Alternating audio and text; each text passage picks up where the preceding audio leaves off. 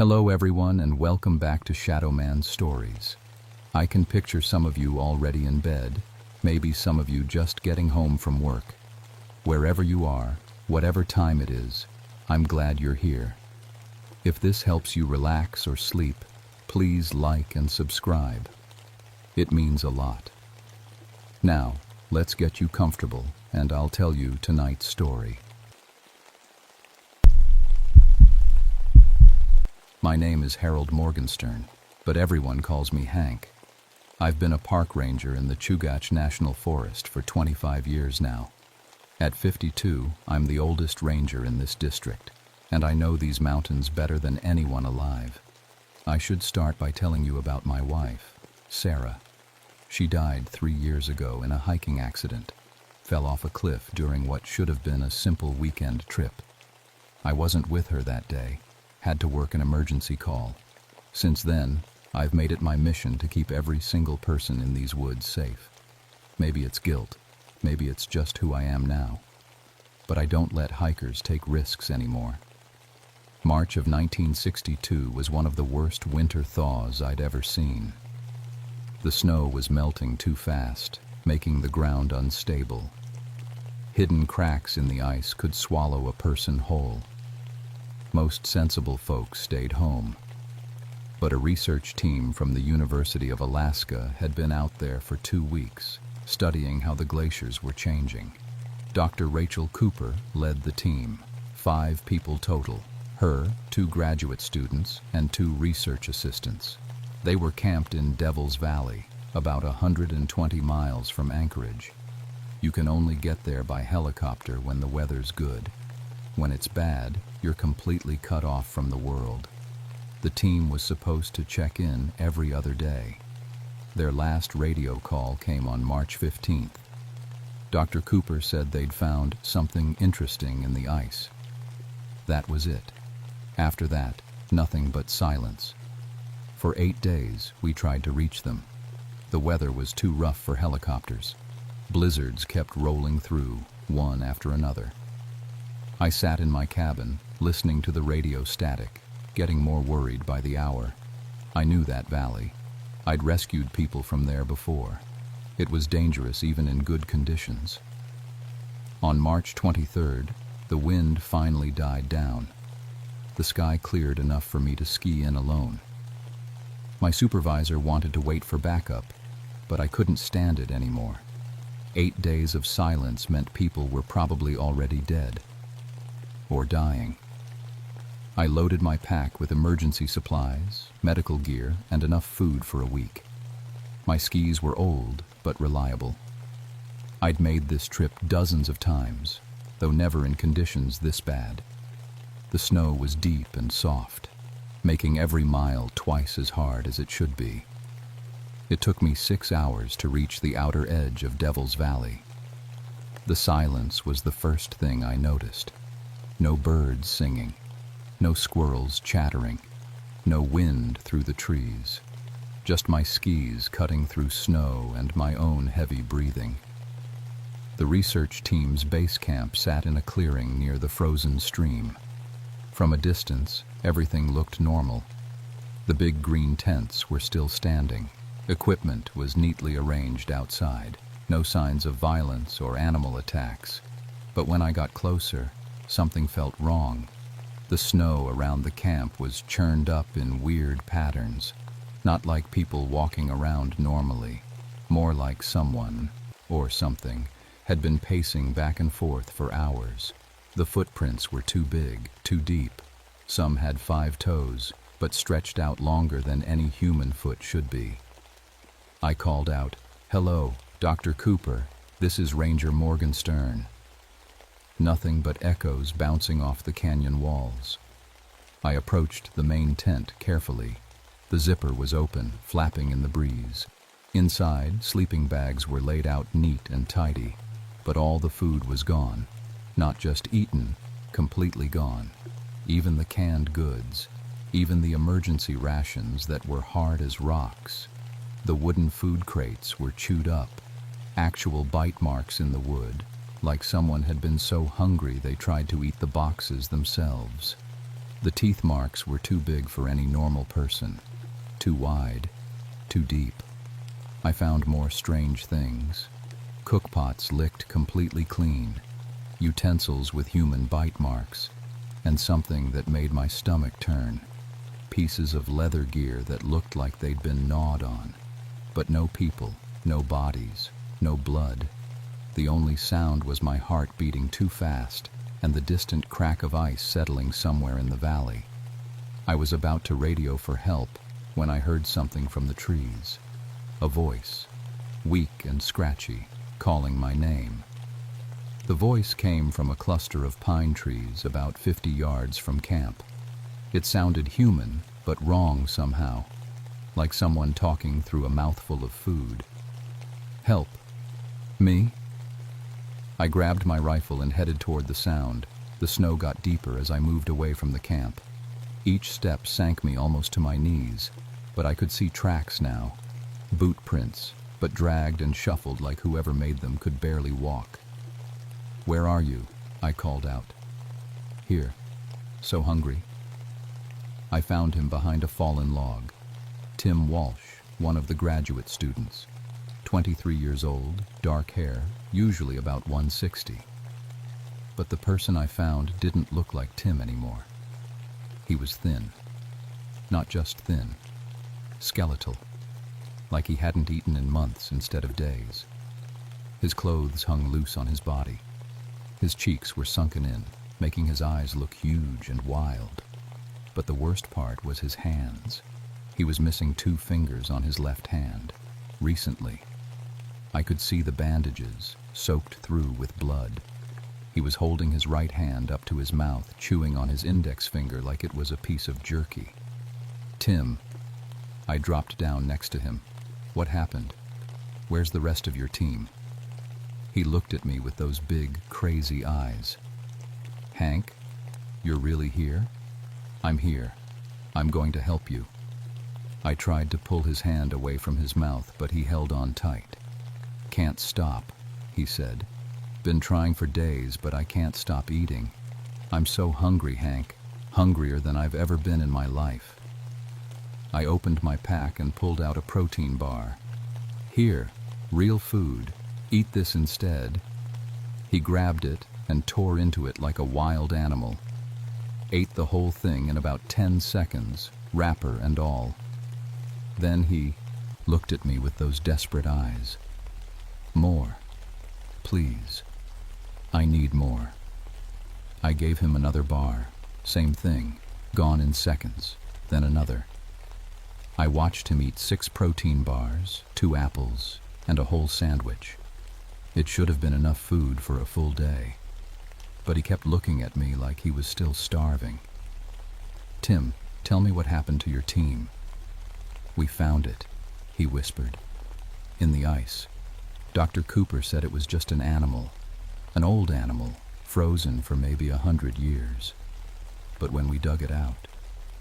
He shuddered. "What kind of animal?" "Looked like a person, but wrong. Too tall, too thin, with teeth like a wolf." He was chewing on his bandaged fingers again.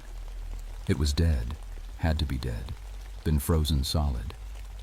But that night the hunger started. All of us. Couldn't think about anything except food. We ate everything we brought, all of it, in one night. Then we started looking for more." I felt a chill that had nothing to do with the cold air. "Where are the others, Tim?" His eyes filled with tears. "Jenny's by the stream. She found some roots to eat. Dr. Cooper went into the caves, said she saw mushrooms growing." He grabbed my arm with surprising strength. "But Martinez was so hungry he couldn't wait." "What do you mean?" "He ate his own leg, cut a piece off and cooked it over the fire. Said it tasted good. Said it helped." Tim's voice dropped to a whisper. That's when I knew something was really wrong. I stood up, trying to process what he was telling me. It sounded impossible. People don't just start eating themselves. But I was looking at a kid who'd bitten off his own fingers. "We need to find the others," I said. Can you walk? I think so. He struggled to his feet, but he was shaking too much to stand straight. Hank, I'm still so hungry. Do you have any more food? I'd already given him enough food for 2 people. But looking at his hollow cheeks and desperate eyes, I handed over my emergency rations. He tore into them immediately. While he ate, I studied the area around us. The trees were wrong. Not dead, but empty somehow, like all the life had been drained out of them. And the temperature was off. It should have been below freezing, but it felt warm here. Warm enough that snow was melting in strange patterns around us. I heard something moving in the woods. Not footsteps exactly. More like something large dragging itself through the snow. Tim, did you hear that? He stopped eating and listened. His face went white. It's back. What's back? The thing we found. It's not dead, Hank. It's been following us, watching us. He grabbed my rifle with bloody fingers. And every time we see it, the hunger gets worse. The sound was getting closer, branches breaking, snow crunching under something heavy, and then I smelled it, like rotting meat mixed with wet dog. But underneath that, something else, something that made my mouth water even, though it should have made me sick. I was getting hungry, really hungry, hungrier than I'd been all day, even though I'd eaten a good breakfast before leaving town. We need to go, I said. Now. But as we turned to leave, I saw something between the trees, just for a second. Tall as a basketball player, but thin as a fence post. Pale skin stretched tight over visible ribs, and eyes that glowed yellow in the shadows. It was looking right at us, and for just a moment, it looked delicious. We stumbled back toward the camp as fast as Tim could manage. He was weak, barely able to keep his feet under him, but fear kept him moving. I kept looking over my shoulder, expecting to see that thing following us. But the woods stayed quiet. Too quiet. Tim, how long has your team been affected by this hunger? Started the night we found it, March 16th. That's... He stopped to count on his remaining fingers. 7 days? 8? Hard to keep track. 8 days of not eating normal food, and he was still alive. That should have been impossible. People don't survive that long without proper nutrition, especially not in freezing weather. But Tim was walking and talking, even if he looked like a skeleton. We reached the camp and I immediately started checking the other tents. The first one was empty but neat. Sleeping bag rolled up, personal items organized, like someone had packed to leave but never actually left. The second tent was a different story. Blood on the sleeping bag. Not a lot, but enough to show someone had been hurt inside. I found a first aid kit scattered on the ground, bandages used up. And next to the tent, a small pile of what looked like wood shavings. But when I looked closer, I realized it was bone. Small pieces, like someone had been gnawing on them. That was Martinez's tent, Tim said behind me. He was the first one to, start eating himself. Where is he now? Dead, 3 days ago. Jenny and I buried him by the big rock. Tim pointed toward a pile of stones about 100 yards away. But we were so hungry afterward. The digging made us even hungrier. I felt it again, that strange, growing emptiness in my stomach. I'd eaten well before coming out here, but now it felt like I hadn't had food in days. I pulled out one of my remaining protein bars and ate it quickly.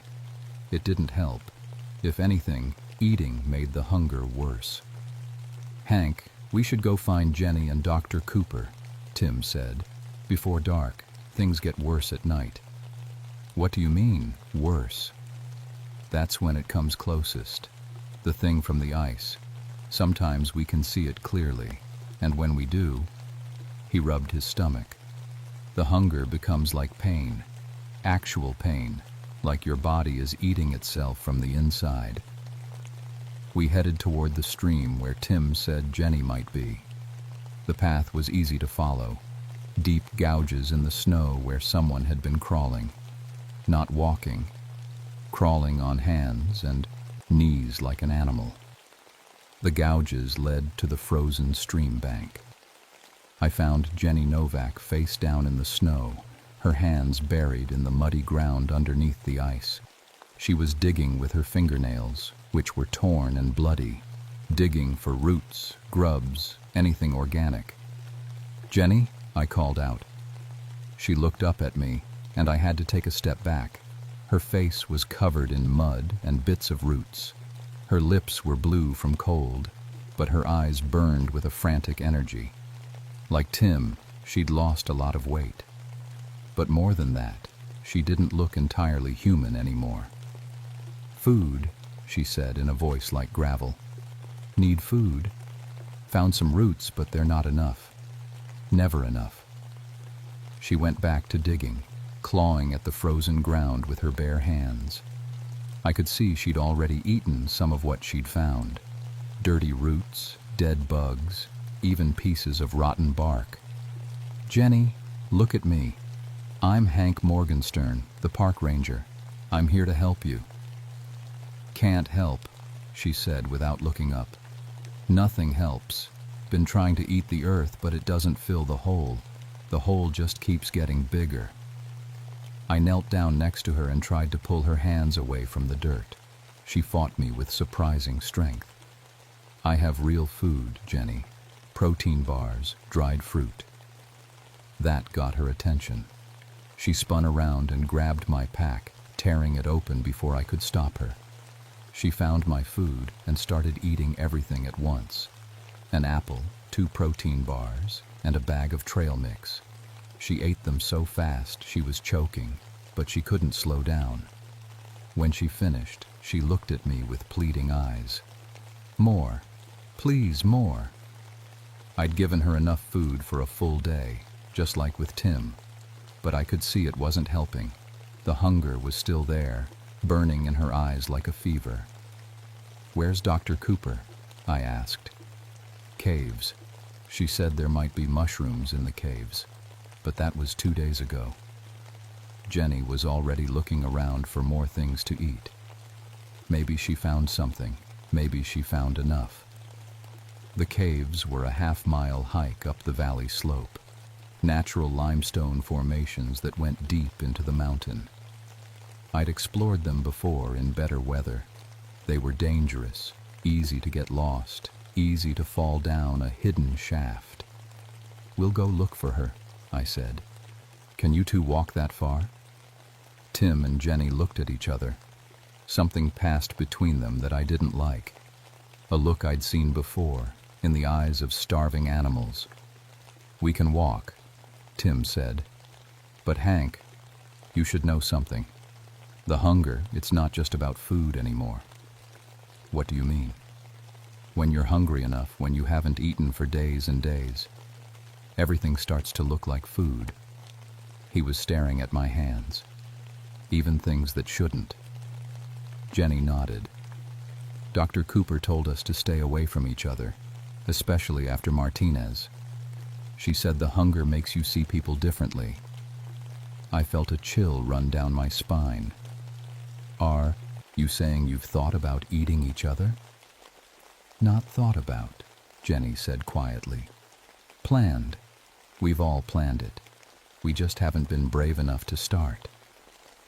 The walk to the caves took an hour. Tim and Jenny moved slowly, stopping every few minutes to dig in the snow for anything edible. I found myself doing the same thing. My rational mind knew it was crazy, but my stomach felt like it was caving in on itself. The hunger was getting stronger. The cave entrance was a dark opening in the rock face, about the size of a garage door. I'd been inside before with proper equipment. Now I just had a flashlight and a growing sense of dread. "Dr. Cooper," I called into the darkness. "This is Ranger Morgenstern." My voice echoed deep into the mountain.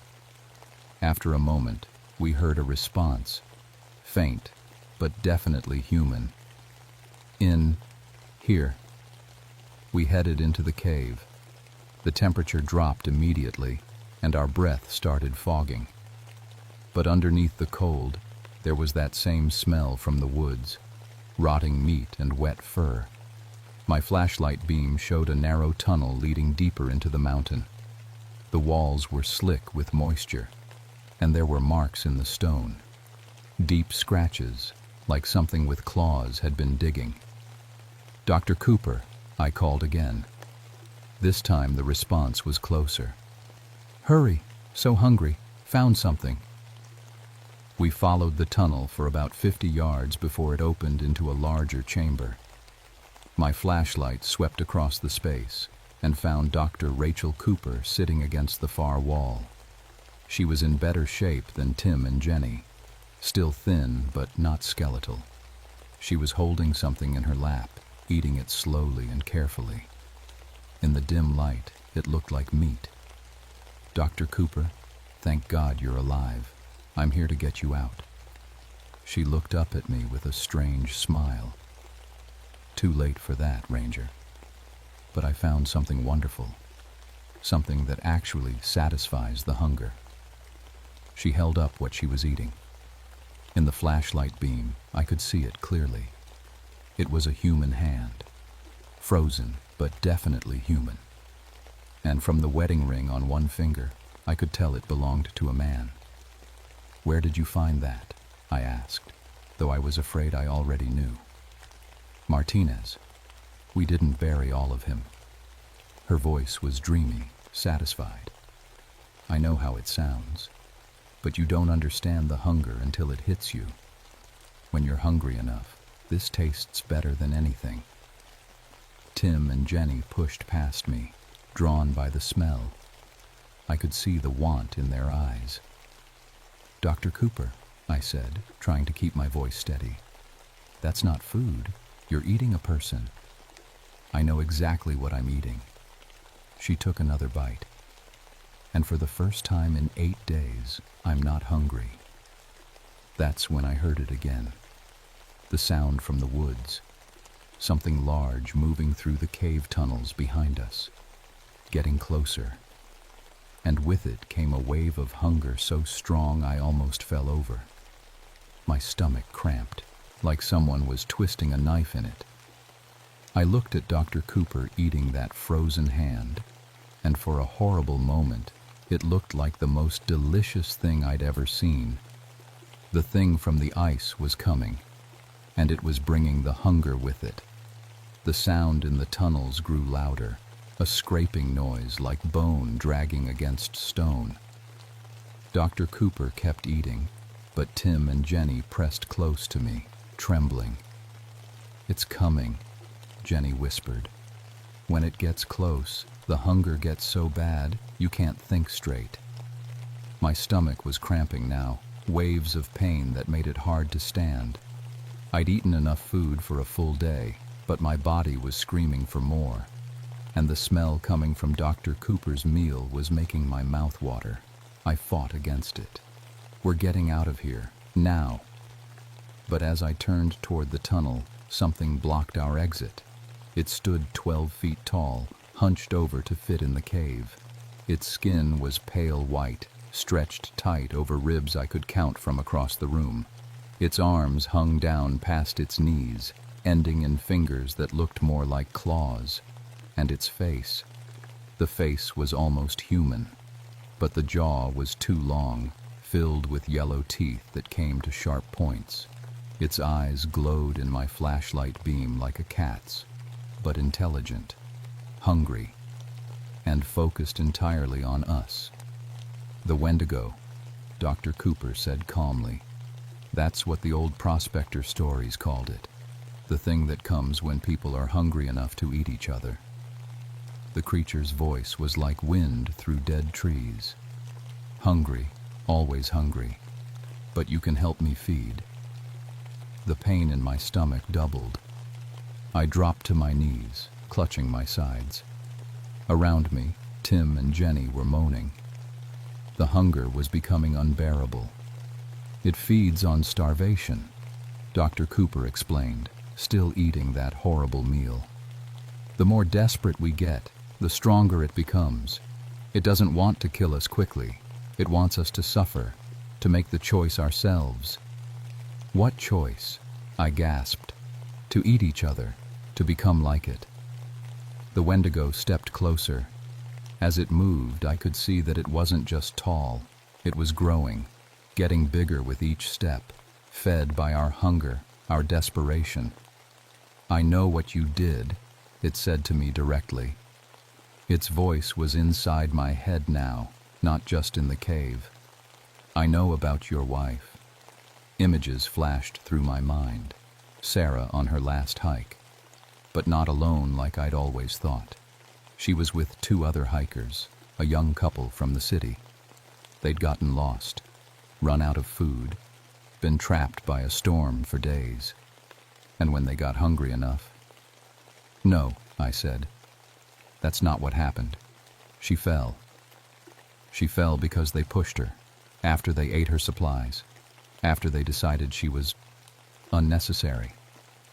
The Wendigo's grin showed all those terrible teeth. "They ate well on the way down the mountain, left nothing but bones at the bottom of that cliff." The truth hit me like a physical blow. Sarah hadn't died in an accident.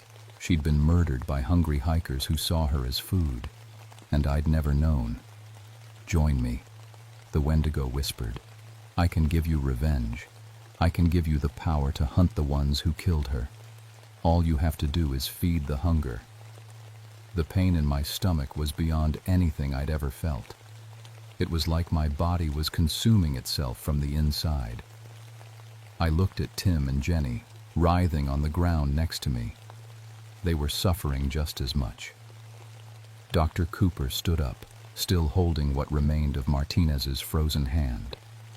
"It's easier if you just give in," she said. "The hunger goes away when you eat, really eat." The Wendigo towered over us now, 15 feet tall and growing. "Choose, Ranger. Feed the hunger, or become food yourself." I thought about Sarah, about the hikers who'd killed her and walked away free, about all the people I'd sworn to protect in these mountains. And I made my choice. I pulled out my emergency flare gun and fired directly at the ceiling of the cave. The bright red flare embedded in the rock above us, bathing everything in hellish light. But more importantly, it started melting the ice that had been building up in the cave cracks. "What are you doing?" Dr. Cooper screamed. Water started dripping from the ceiling, then flowing. The old limestone was unstable, weakened by years of freeze and thaw cycles. The sudden heat from the flare was all it needed. The ceiling began to crack. "If I can't stop you," I told the Wendigo, "I can bury you." The creature lunged at me with a roar that shook the entire cave. Its claws raked across my chest, tearing through my jacket and shirt. But I'd already lit my second flare. This one I threw deeper into the cave where I could see ice formations built up over decades. The heat would destabilize everything. The Wendigo's claws caught me again, this time across the face. I felt my cheek split open, but the ceiling was already giving way. Chunks of rock and ice started falling. "The tunnel!" I shouted to Tim and Jenny. "Get to the tunnel!" They struggled to their feet, still fighting against the supernatural hunger. Dr. Cooper tried to follow, but a falling rock caught her in the head. She went down hard. The Wendigo turned toward the others, but I tackled its legs. Even starving and weak, I had 25 years of wilderness survival training. I knew how to fight. The creature was strong, but it was also trapped. The cave was collapsing around us. Rocks fell like rain, and the roar of shifting stone drowned out everything else. I felt the Wendigo's teeth sink into my shoulder, but I held on. If it escaped this cave, it would hunt other people, other families like mine. The last thing I saw before the ceiling came down was Tim and Jenny disappearing into the tunnel. They were going to make it out. Then everything went black. I woke up 6 days later in the hospital in Anchorage. The doctors said it was a miracle I'd survived. The avalanche had buried the entire cave system, but searchers had dug me out of an air pocket near the entrance. They found Dr. Cooper's body too, but there was no sign of the thing we'd fought. The official report said the research team had been caught in a natural disaster. Tragic accident. These things happen in the wilderness. Tim and Jenny backed up the story. They said they'd gotten lost, run out of food, and made some bad decisions trying to survive. No mention of supernatural hunger or creatures from native folklore. The doctors explained their condition as severe malnutrition and exposure-related hallucinations.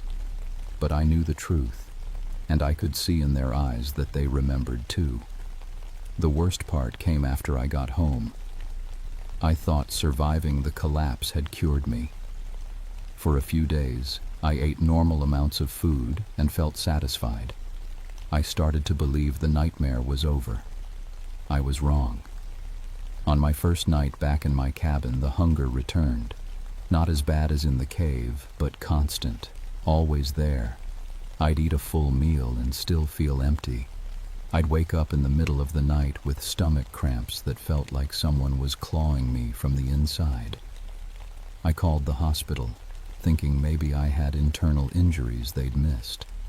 But the doctors said I was healing perfectly. Physically, there was nothing wrong with me. After a week, I realized what had happened. Fighting the Wendigo hadn't destroyed it. It had changed me, made me part of it somehow. I could feel its presence, distant but real, somewhere in the deep mountains. And I knew it was still growing, still hungry. The worst part was that regular food didn't satisfy me anymore. Oh, I could eat it, and it kept me alive. But there was always that empty feeling, that sense that I needed something else, something I didn't want to think about. I started avoiding people, took early retirement from the ranger service, moved to a cabin even deeper in the wilderness where I wouldn't be around anyone else when the hunger got really bad. Because sometimes, late at night, I'd look at old photos of Sarah and remember what the Wendigo had shown me. The hikers who killed her were still out there somewhere, and I knew exactly what they tasted like: hunger. I try to fight it. Most days I succeed. I eat extra protein bars, drink protein shakes, anything to fill the hole in my stomach. I remind myself that I'm not a monster. But sometimes I catch myself following hiking trails, watching for lone travelers, planning how I could take them somewhere isolated, how I could make them understand the kind of hunger that never goes away. That's why I'm writing this down. If something happens to me, if I disappear, or if someone finds evidence of things I hope I'll never do, at least people will know the truth. There are things in the deep woods that should stay buried. But hunger is stronger than ice, stronger than death, and it's always looking for new ways to feed. If you're planning to hike in the Chugach National Forest, I have one piece of advice. Bring more food than you think you'll need. Pack extra supplies. Never travel alone. And if you hear stories about missing research teams or strange disappearances in Devil's Valley, believe them. The hunger is still out there. It's still growing. And it's always looking for more. My name is Jessica Rodriguez, but everyone calls me Tank. I've been a park ranger in Alaska for 3 years now, and before that, I spent 8 years in the Army Rangers.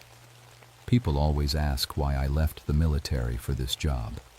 The truth is, after 2 tours in Afghanistan, I needed mountains that weren't trying to kill me.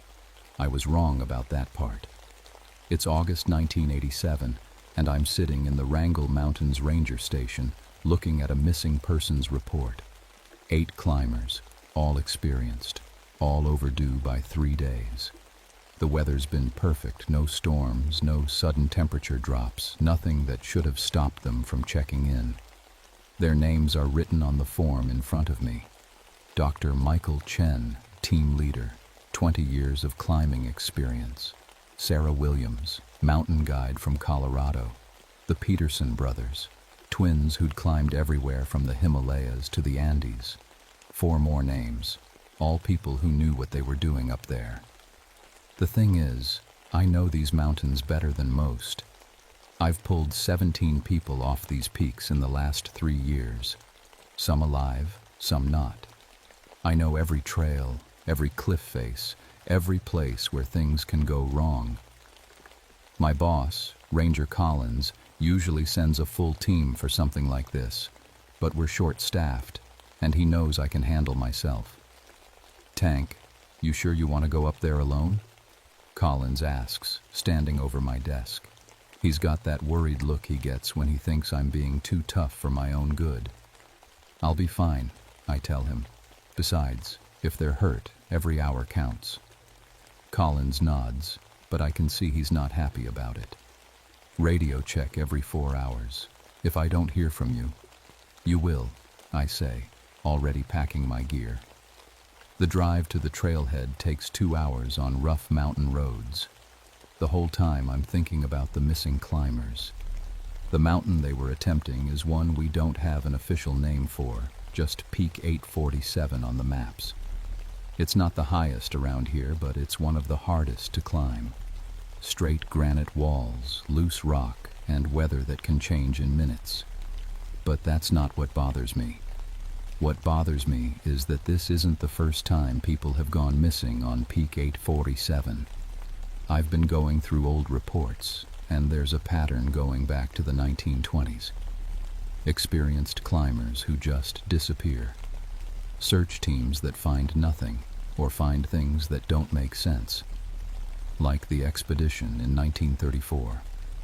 5 climbers went up, and searchers found one man's body hanging from a rock face 300 feet up, with no rope, no gear, and no way he could have gotten there.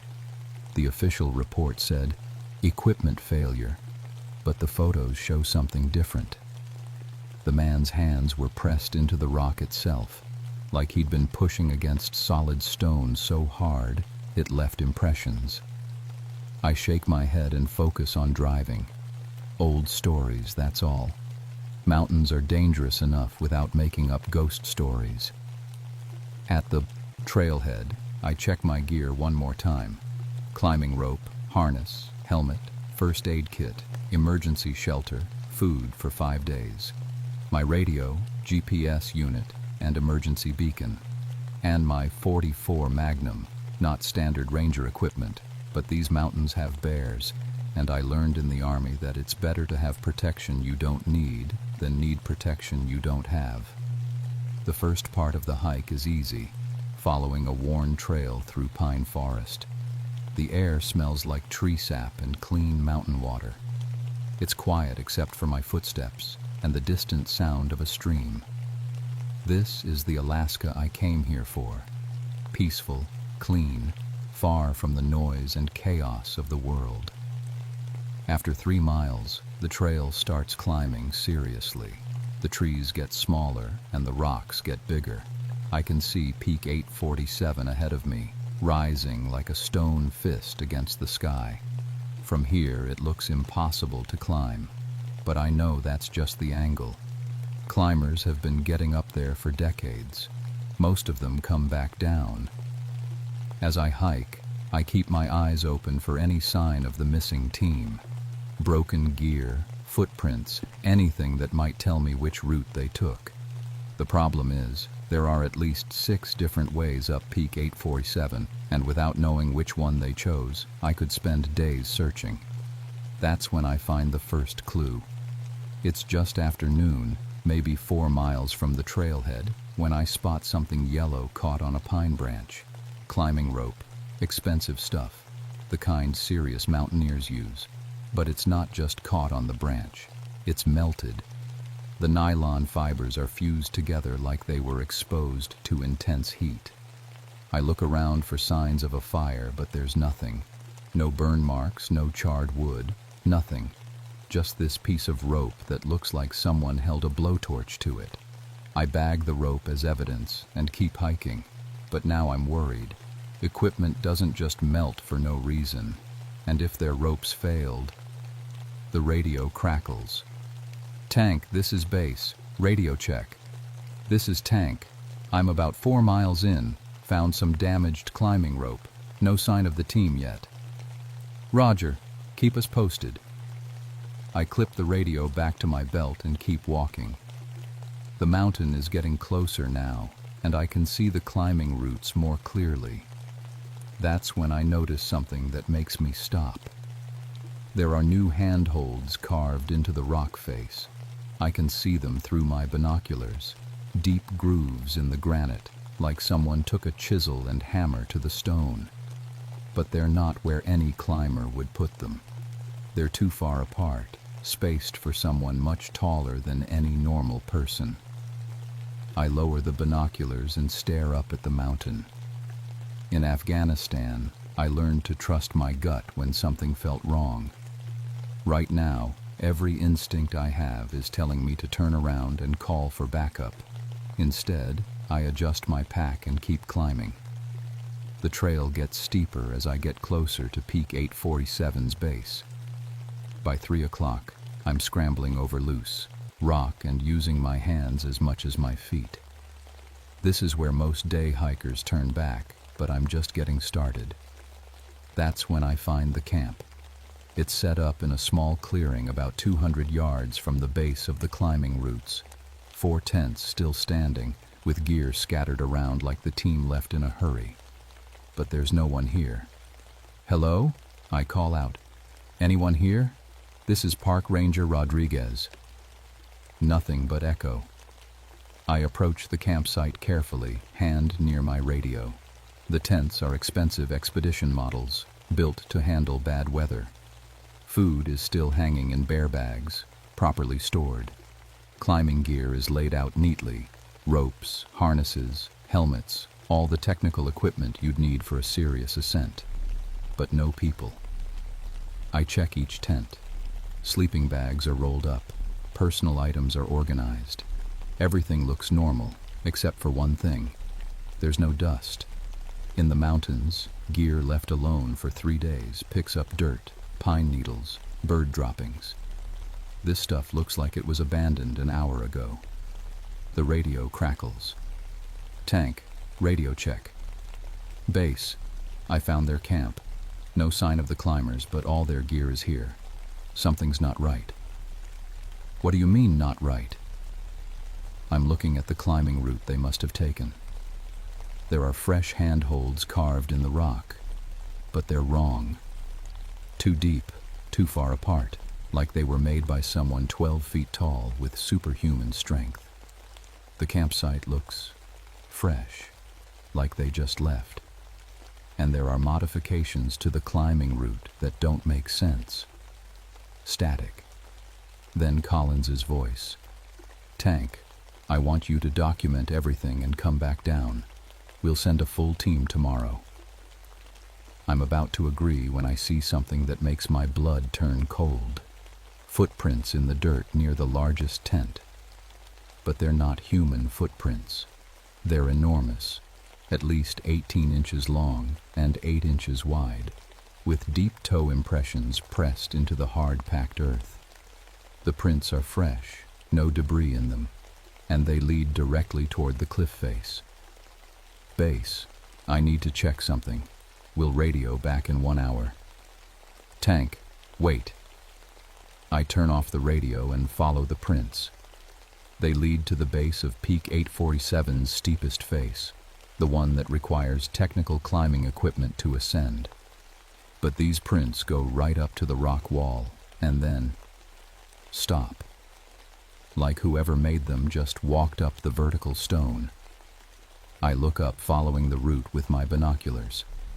About 100 feet up, I can see more handholds carved into the granite. Fresh ones. And something else. dark stains on the rock that look like dried blood. My military training kicks in. Document everything. Trust your equipment. Don't make assumptions. I start taking pictures with my camera, focusing on the footprints and the modified climbing route. Through the viewfinder, I see something that wasn't there before. Scratches in the rock near the base of the cliff. Deep gouges that spell out words in rough letters. Leave now. I lower the camera and look with my naked eyes. The scratches are gone. I look through the camera again. There they are, clear as day. Leave now carved at least an inch deep into solid granite. My hands are shaking as I lower the camera. In Afghanistan, stress could make you see things that weren't there. But this is different. This feels real. I decide to start climbing. The first 50 feet are straightforward. Good handholds, solid rock, nothing that would challenge an experienced climber. But as I get higher, I start noticing the modifications more clearly.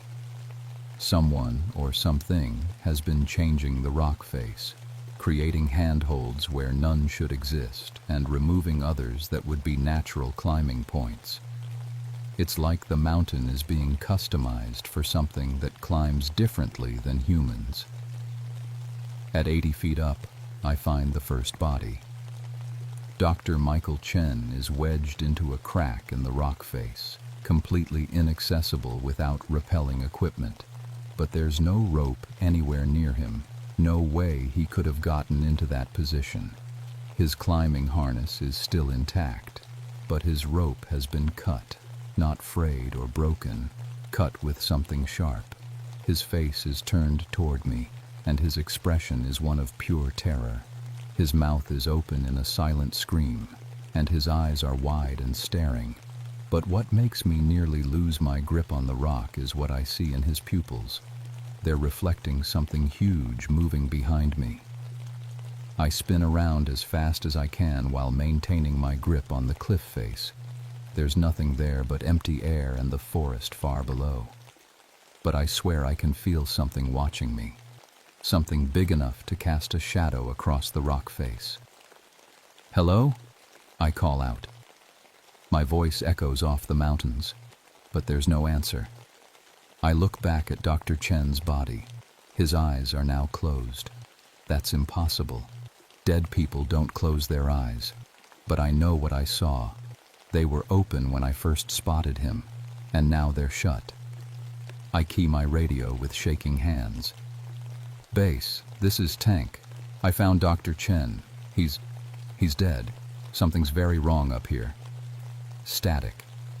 Then a voice that sounds like Collins, but distorted. "Tank, you need to climb higher." That's not what Collins would say. Collins would tell me to mark the location and come down immediately. "Base, repeat your last transmission." More static, then clearly. "The others are higher up. You have to find them." I look at my radio. The display shows it's receiving a signal, but the frequency is wrong. It's picking up something that's not our base station. As I'm staring at the radio display, I hear something that makes my skin crawl. The sound of rock grinding against rock, like someone is reshaping the stone around me. I look up, and 20 feet above me, a new handhold is being carved into the cliff face. I can see the granite dust falling, can hear the scraping sound, but I can't see what's making it. The new handhold is perfectly sized for my grip. Something wants me to keep climbing. Every rational part of my mind is screaming at me to rappel down immediately, call for backup, and get as far away from this mountain as possible. But I can hear voices now, faint calls for help coming from somewhere above. The missing climbers are still alive. I clip my radio to my belt, check my safety equipment, and start climbing toward the impossible handholds that are appearing in the rock ahead of me. Behind me, something large begins to follow. I climb for another hour, following handholds that appear just as I need them. Each one is perfectly placed, perfectly sized, like the mountain is customizing itself for my ascent. But I can feel something behind me the whole time, a presence that stays just out of sight. At 200 feet up, I find Sarah Williams. She's hanging upside down from an overhang, suspended in midair with no rope visible. Her climbing harness is intact, but there's nothing connecting her to the rock. She's just floating there, 20 feet out from the cliff face, her arms dangling toward the ground far below. But she's alive. Her chest is moving, and I can see her eyes tracking my movement. "Sarah," I call out, "can you hear me?" Her mouth opens and closes, but no sound comes out. Then, impossibly, her voice reaches me clearly despite the distance. "Jessica, don't look behind you." I freeze on the rock face. I didn't tell her my name, and her lips weren't moving when I heard her voice. Slowly, I turn to look over my shoulder. There's nothing there but empty air, but I can see my shadow on the rock face next to me, and it's not alone. A much larger shadow is overlapping mine, something at least 14 feet tall with arms that reach almost to the ground. As I watch, the shadow turns its head to look directly at me. I look behind me again, still nothing there. When I turn back to check on Sarah, she's gone. Just empty air where she was hanging moments before. But I can still hear her voice. "It's in your head, Jessica. It makes you see things. It makes you climb." That's when I feel it, a pressure inside my skull, like someone pressing against the inside of my forehead. My arms and legs start moving without my conscious control, carrying me higher up the cliff face toward handholds I didn't choose to use. I try to stop climbing, but my muscles won't obey. My left hand reaches for a hold while my right hand releases, carrying me upward against my will. It's like being a passenger in my own body. "Stop," I say out loud. "Let me control my own movement." The pressure in my head increases, and suddenly I'm climbing faster than I've ever climbed before. My body is moving with inhuman precision, never missing a hold, never hesitating. But it's not me doing it. Through the psychic pressure, I hear a voice that's not human. Deep, rumbling like rocks grinding together. "You will climb to them. You will join them." I fight against the mental control, drawing on techniques I learned in Army survival training. Focus on breathing. Compartmentalize the fear. Find something real to anchor to. The .44 Magnum on my belt, the weight of it, the familiar grip. I force my right hand to move to the gun, fighting against the psychic control with every ounce of willpower I have. For a moment, I regain control of my body. I stop climbing and press myself against the rock face, gasping like I've been underwater. That's when I see the Peterson brothers. They're 300 feet above me, on a section of cliff that should be impossible to reach. They're moving across the vertical rock face like they're walking on flat ground, but their movements are jerky, unnatural, like puppets being controlled by an inexperienced puppeteer. As I watch, one of them turns to look down at me. His face is slack, emotionless, but his mouth opens and words come out. "Join us, Jessica. It's easier if you don't fight." The psychic pressure hits me again, harder this time. My body starts climbing without my permission, but now I know what I'm fighting. I've been in combat, I've faced enemies trying to kill me, but I've never faced anything trying to control my mind. I force my hand back to the radio. "Base, if anyone can hear this, there's something on Peak 847 that can control people's minds. I've found the missing climbers, but they're not themselves anymore." Static. Then that distorted voice again. "Tank, keep climbing, everything's fine." That's definitely not Collins. I turn off the radio and focus on fighting the mental pressure. For the next hour, it's like wrestling with an invisible opponent. The creature, and I'm sure now that's what it is, keeps trying to force me to climb higher. I resist by clinging to handholds, by focusing on my military training, by thinking about anything real and solid I can remember. But I'm getting tired, and the psychic pressure is getting stronger. At 400 feet up, I finally see it clearly. It's standing on a ledge that shouldn't exist, a platform of stone that wasn't there when I started climbing. 14 feet tall, covered in dark brown fur, with arms that reach nearly to its knees. But the worst part is its head. Enormous, at least twice the size of a human skull, with deep-set eyes that glow with a dim red light.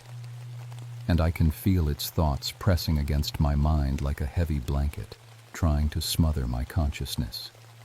"You are mine now," it says without speaking, the words appearing directly in my head.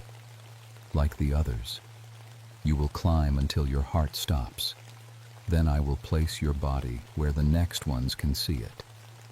I see the other climbers now, all of them, arranged around the creature like a grotesque art display.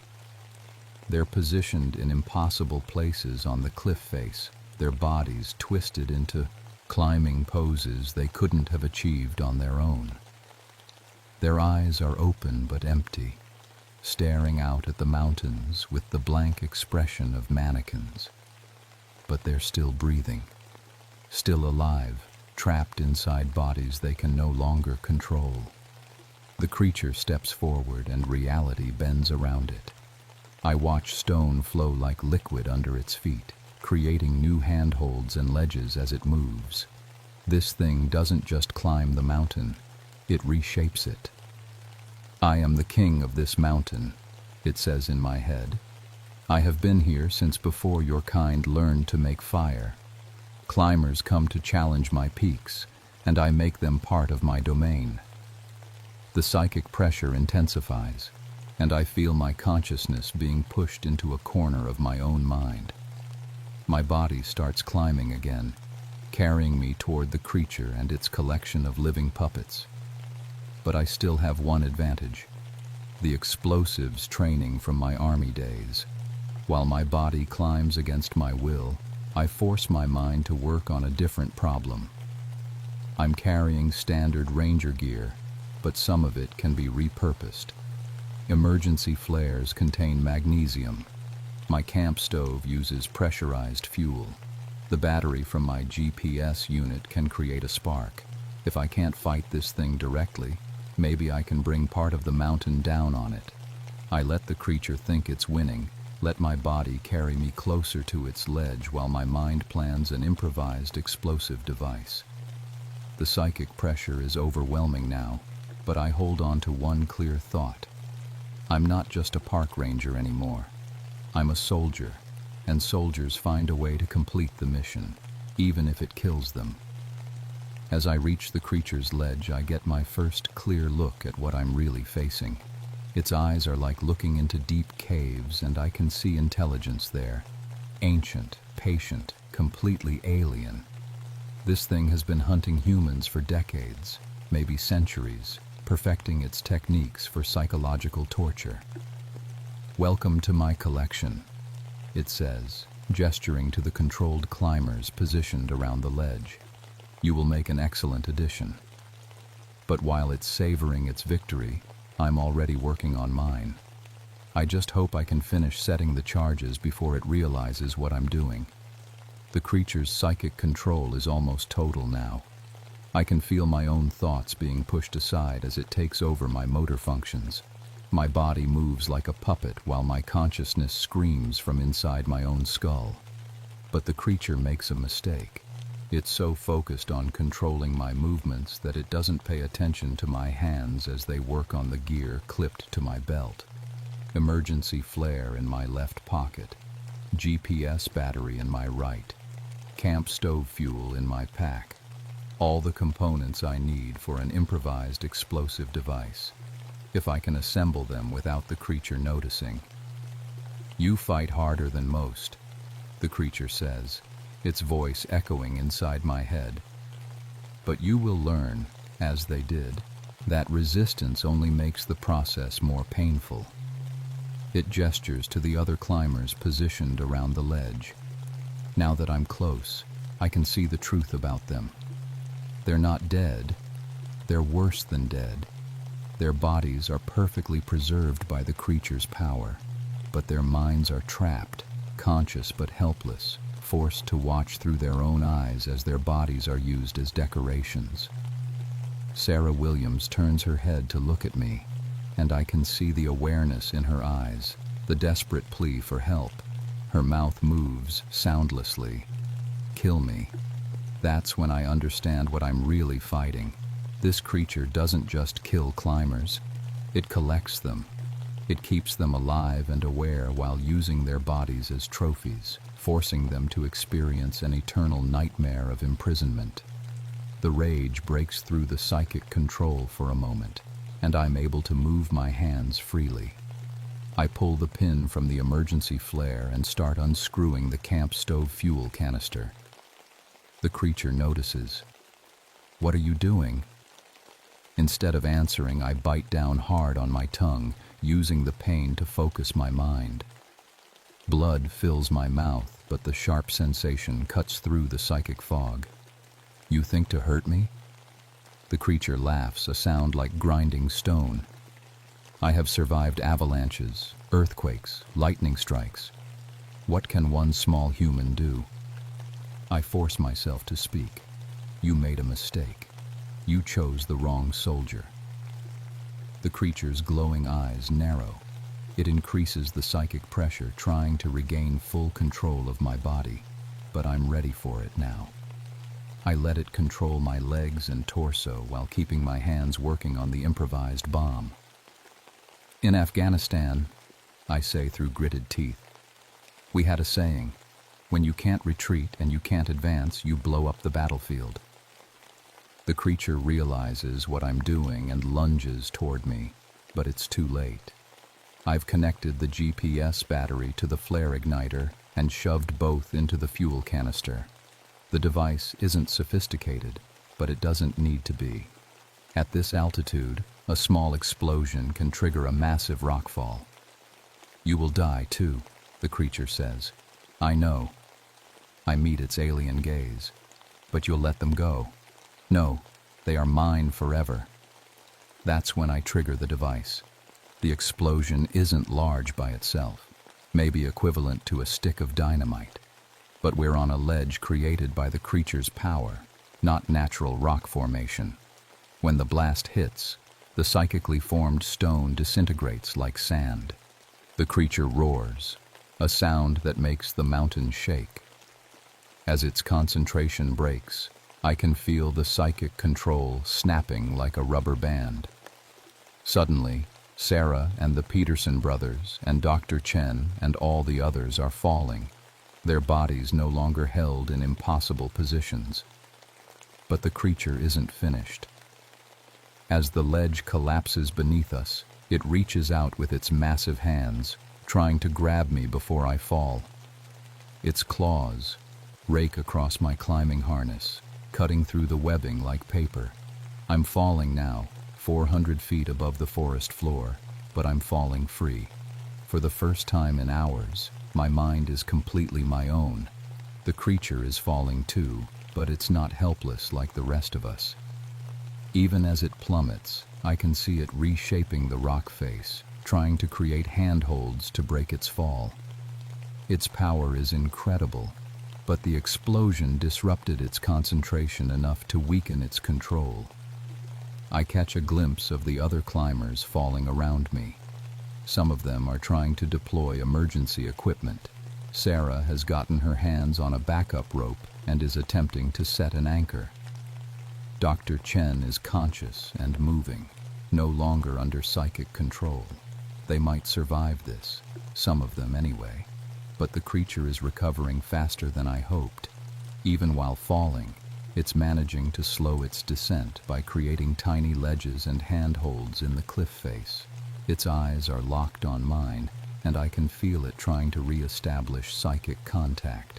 That's when I remember the backup plan. Every ranger carries emergency gear, including a personal locator beacon that can trigger a helicopter rescue. But the beacon has another function. It can send a signal to avalanche charges placed around unstable slopes. Peak 847 has several such charges, positioned to bring down loose rock that might threaten climbers below. If I can trigger them all at once. I fumble for the beacon as I fall, fighting against the wind and the creature's renewed psychic assault. My fingers find the emergency switch just as the creature manages to arrest its fall on a newly created ledge. "You cannot escape me," it says in my mind. "I will find you wherever you run." "I'm not running," I reply, and trigger the beacon. For a moment, nothing happens. Then I hear the distant rumble of explosions echoing off the mountain peaks. The avalanche charges are detonating in sequence, bringing down thousands of tons of loose rock. The creature looks up just as the avalanche hits. I don't see what happens to it after that, because I'm too busy trying not to die myself. The falling rocks create a dust cloud that blocks out the sun, turning day to twilight in seconds. I can barely see the cliff face rushing past me, let alone try to grab handholds. But my military training kicks in. I've done high-altitude jumps. I know how to control a fall. I spread my arms and legs to increase drag, try to angle toward a section of cliff that looks less vertical. At 150 feet above the ground, I hit a pine tree. The impact nearly knocks me unconscious, but the tree breaks my fall just enough to save my life. I crash through the branches, hitting everyone on the way down, until I finally slam into the trunk and stick there, tangled in my own climbing rope. Everything goes dark. I wake up in a hospital bed in Anchorage 3 days later. The first thing I notice is that my left hand won't move properly. Nerve damage from the fall. The second thing I notice is that I can't remember exactly how I got off the mountain. Collins is sitting next to my bed, looking like he hasn't slept since I left on the rescue mission. "Tank? You awake?" I try to speak, but my throat is raw. He gives me water, and after a few sips I manage. "The others?" "We found 5 survivors. Sarah Williams, Dr. Chen, both Peterson brothers, and Maria Santos. They're all alive, but..." He pauses. "They're having some memory problems. Like you." Memory problems. That's one way to put it. I remember climbing the mountain. I remember finding the bodies. But everything after that is fragments. Falling through darkness. The sound of breaking stone. Eyes like red stars watching me fall. "What about the other 3? Collins shakes his head. "Still missing. We've had search teams on that mountain for 2 days, but..." He looks uncomfortable. "Tank, we found some things up there that don't make sense." "Like what?" "Handholds carved into solid granite with no tool marks.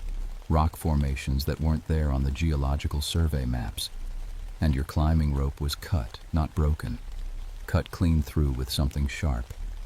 I touch my throat, where I can feel bandages. "What happened to me?" "We found you hanging upside down from a tree 200 feet below where your rope was cut. Medically speaking, you shouldn't have survived that fall." He leans forward. "Tank, what really happened up there?" I close my eyes and try to remember. Images flash through my mind. A ledge that shouldn't exist. Eyes like burning coals. The sound of stone flowing like water. But when I try to focus on the details, they slip away like dreams. "I don't know," I say finally. "I remember climbing, finding some of the team, then falling. Everything else is just impressions." Collins nods, but I can see he's not satisfied with that answer. The survivors all tell similar stories, partial memories, gaps in time, feeling like they lost control of their own bodies. "Group hallucination," I suggest. "Altitude, stress, hypothermia. It happens." But even as I say it, I'm reaching into the pocket of my hospital gown. My fingers find something that shouldn't be there, something hard and organic, like a piece of dried wood. When Collins leaves to get the doctor, I pull it out and look at it. It's a finger, too large to be human, covered in coarse brown fur, with a claw instead of a fingernail. The bone structure is wrong, the proportions impossible. I stare at it for a long time, then wrap it in a tissue and hide it back in my pocket. 6 months later, I'm medically retired from the Park Service due to my injuries. The nerve damage in my left hand never fully heals, and I have recurring nightmares about falling through darkness. Officially, my pension paperwork lists the cause as climbing accident during rescue operations. But I keep track of Peak 847. I read every climbing report, every missing persons case, every incident report that mentions the mountain. For 2 years, there's nothing. The peak is quiet. Then, in 1990, a new climbing expedition goes missing. 4 experienced mountaineers, overdue by a week. The search and rescue team finds their camp abandoned, all gear accounted for, no sign of the climbers themselves. I read about it in a newspaper, and that night I dream about red eyes watching me from the darkness above. I still have the finger. Sometimes late at night, I take it out and study it under a magnifying glass. The fur is real. The bone structure is unlike anything in the biological record. The claw is sharp enough to cut granite.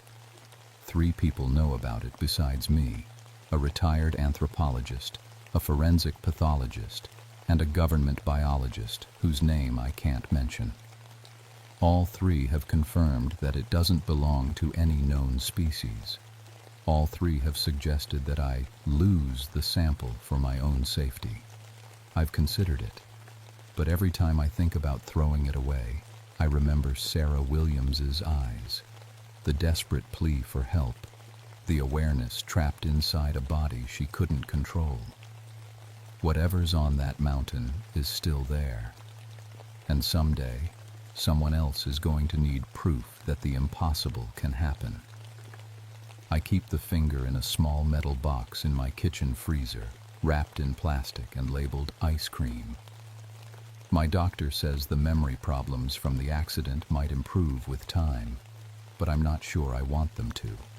Some things are better forgotten, but some things need to be remembered, even if no one believes them. Especially then. The mountain is still there, still waiting, and I know that someday I'll have to go back. When I do, I won't go alone.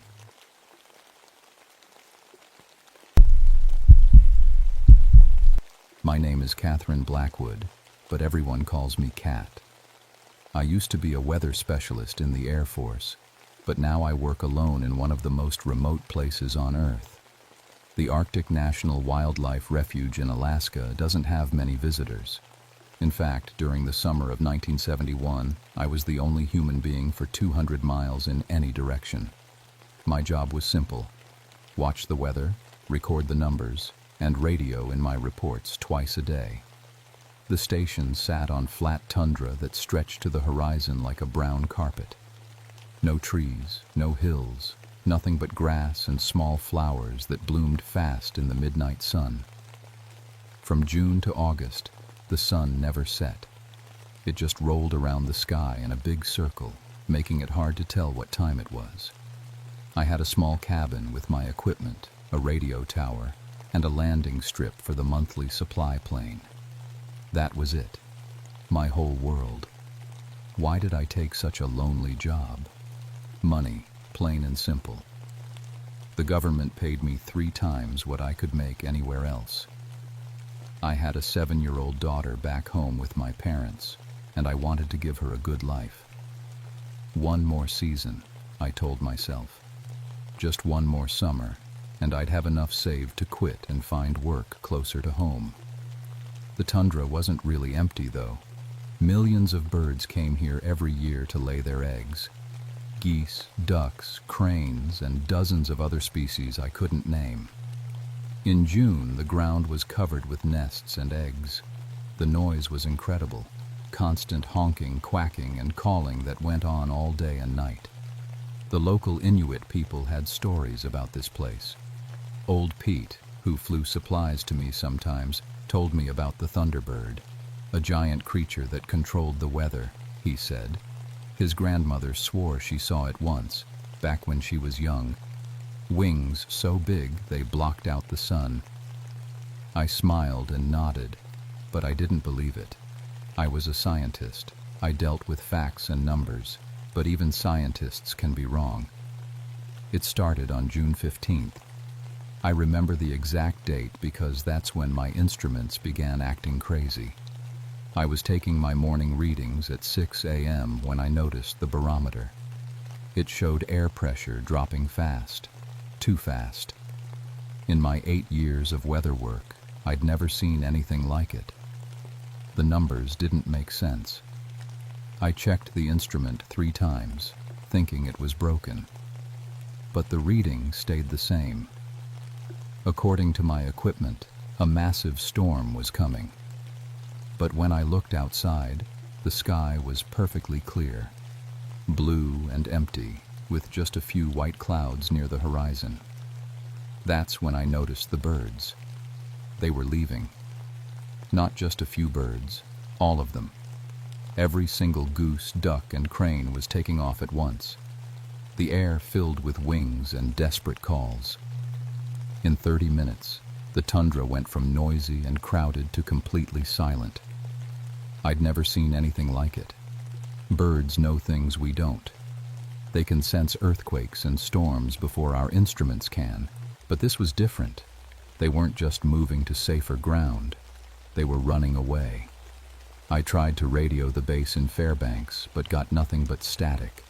Strange static that almost sounded like massive wings beating, which was impossible, of course. Radio waves don't sound like anything. By 7 a.m., the temperature started dropping. In 1 hour, it fell from 68 degrees to 38. Frost began forming on my windows. In the middle of summer, I'd been doing weather work for over a decade, and I knew this was impossible. Weather doesn't change that fast without a reason. Storms, cold fronts, pressure systems, they all follow rules. They have causes you can track and measure. This had no cause. It was just happening. I spent the morning checking every piece of equipment I had. Everything was working perfectly, but the readings made no sense. It was like the weather had gone crazy, but only here, only in this one spot on the tundra. The silence bothered me most of all. For weeks, I'd listened to thousands of birds. Now I could hear my own heartbeat. The quiet felt heavy, like something was pressing down on the world. At 10 a.m., I was outside checking the wind gauge when I saw the shadow. It moved across the ground slowly, like a cloud shadow, but there were no clouds big enough to cast it. The shadow was huge, maybe 200 feet across, and it had a shape. Not round like a cloud shadow. It looked like wings. I looked up at the clear blue sky and saw nothing at all. But the shadow kept moving across the tundra, heading north. That's when I knew something was very wrong. The shadow came back an hour later. This time I was ready for it. I had my camera and was standing outside when the temperature dropped another 10 degrees in just minutes. My breath started showing in the air, and frost spread across the ground like someone was painting it white. The shadow appeared from the south, moving in a straight line toward my station. I raised my camera and looked up, trying to see what was casting it. The sky was still completely clear, but the shadow was definitely there. It passed over me, and for those few seconds, everything went dark and cold. I took 12 pictures of empty sky. When I developed the film later, 11 photos showed nothing but blue sky and white clouds. But one picture was different. In the very center, almost too faint to see, was a dark shape. It looked like a bird, but the size was all wrong. If my calculations were right, it would have to be enormous. I told myself it was a flaw in the film. Had to be. At noon, I tried the radio again. This time I got through to Fairbanks, but the connection was terrible, full of that strange static that sounded like wing beats. Weather Station 7, this is Cat Blackwood. Over.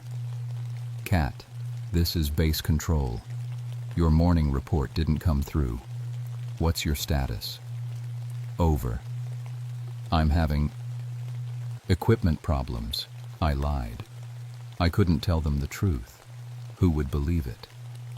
Pressure readings are all wrong and we've had an unusual temperature drop. Over. Copy that. We're showing clear skies across your region. Are you sure about the temperature? Over. I looked at my thermometer. 28 degrees and still falling. I'm sure. Over. Roger. Supply flight is scheduled for tomorrow. Day early due to weather reports. Dave Morrison is piloting. He'll check your equipment. Base Control out. Dave Morrison. I knew him, a good pilot who'd been flying supplies to remote stations for 15 years. If anyone could get through whatever was happening here, it was Dave. But I had a bad feeling about it. The afternoon stayed cold and quiet. I kept checking the sky, but saw nothing except that faint shadow passing over every hour or so. Always the same size, always the same speed. Like something was circling high above, watching. At 3 p.m., I heard the plane. Dave's voice came through the radio, scratchy but clear. Weather Station 7, this is Supply Flight 47. I see your landing strip, coming in for approach. Over. Roger, Dave, good to see you. Over. Cat, what the hell is going on out there? My instruments are going crazy and the temperature just dropped 20 degrees in the last mile. It's like flying into a freezer. Over. I don't know, Dave. I've been having the same problems. Over. And what's that bird doing up here? Over. My blood turned cold. What bird? Over. Biggest damn bird I ever saw. Looks like it's... Oh my God. Cat, it's huge. It's bigger than my plane. How is that possible? It's coming right at me. The radio went dead. I ran outside and looked up. Dave's small plane was visible against the sky, maybe 2 miles out. But there was something else with it. Something dark and massive that moved like it was alive. I couldn't make out details from that distance, but I could see the plane wobbling, like it was caught in turbulence, or like something was playing with it. The plane suddenly dropped, falling fast. For a moment I thought Dave had regained control, but then I saw the dark shape dive after it. The plane hit the ground about a mile from my station, sending up a cloud of dust and debris. I grabbed my emergency kit and ran toward the crash site. The tundra was rough and wet, and I kept slipping on the moss and grass. It took me 20 minutes to reach the plane. I wish I hadn't. The aircraft was crumpled like a tin can. But that wasn't the worst part. Dave's body was pinned in the pilot's seat, but there was something sticking out of his chest. Something long and curved and sharp. It looked like a claw, but it was 6 feet long and thick as my arm. I checked for a pulse, but Dave was clearly dead. His eyes were wide with terror, staring at something I couldn't see. Around the plane, the ground was torn up like something heavy had landed and then taken off again. In the soft earth, I found tracks, bird tracks, but each one was bigger than a dinner plate. The talons had gouged deep marks in the permafrost, marks that would take incredible force to make. I followed the tracks for a few yards, but they just stopped, like whatever made them had simply taken off straight up into the air. That's when I looked up and saw it clearly for the first time. It was circling maybe 1,000 feet above me, riding air currents that shouldn't have existed in the dead calm afternoon. Even at that distance, I could see it was massive. The wingspan had to be at least 200 feet, bigger than any aircraft I'd ever seen. It moved with the lazy confidence of something that had no natural enemies, no need to hurry or hide. It was watching me. The creature completed one slow circle, then another. I stood frozen in the torn-up earth next to Dave's body, knowing I was looking at something that shouldn't exist, something that was older and more powerful than anything I'd ever imagined. Then it folded its wings and dove straight at me. I ran faster than I ever had in my life. The thing behind me made no sound as it dove, which was somehow worse than if it had screamed or roared. I could feel its presence like a weight pressing down on me, could sense those massive wings cutting through the air. The ground shook when it pulled out of its dive just 20 feet above my head. I threw myself behind a small ridge and pressed flat against the frozen earth. The creature flew past close enough that I could see details I wished I couldn't. Feathers like black metal, each one larger than my hand. Talons that could have picked up a car. And eyes, intelligent eyes that seemed to look right through the hill and into my soul. It landed about 50 yards away with an impact that made the ground tremble. I could hear it walking around, huge feet squelching in the wet tundra. Every few seconds it would make a sound, not quite a bird call, not quite thunder, something in between that seemed to come from deep in its chest. I stayed hidden for over an hour until the footsteps finally moved away and I heard the rush of giant wings taking off. When I finally raised my head, the creature was gone. But it had left more of those enormous tracks, and something else. Arranged in a perfect circle around where it had stood were Dave's personal belongings. His wallet, his watch, his wedding ring, things that had been in his pockets when he died. The creature had somehow removed them from the wreckage and arranged them like some kind of message or warning.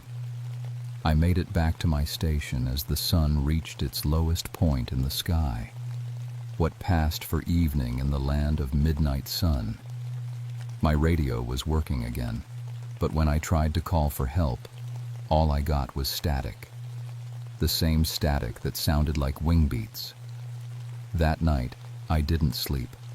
I sat by my window with a pair of binoculars, watching the empty sky. Around midnight, I saw lights moving out there. Not the aurora. I knew what that looked like. These were different.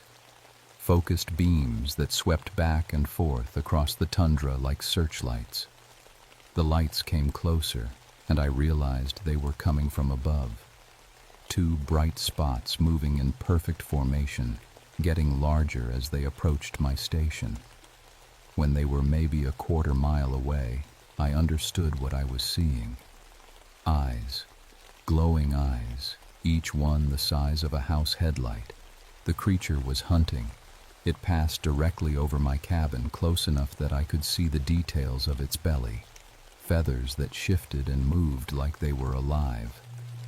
Patterns that seemed to twist and change when I looked at them directly. And between the talons, clutched like a toy, was something that made my stomach turn. Dr. Phillips, the geologist who'd been dropped off 3 weeks ago to study permafrost samples. He was supposed to be picked up next month. The creature was carrying him like a hawk carries a mouse. But Phillips wasn't struggling. He wasn't moving at all. In the few seconds I could see him clearly. His body looked strange, stiff, like he was frozen solid, even though the night air was still above 40 degrees. The creature flew past and disappeared into the distance. I didn't see it again until morning. Dr. Phillips's body was on my doorstep when I opened the door at 6 a.m. He was frozen solid, just like I'd thought. Ice crystals covered his clothes and skin.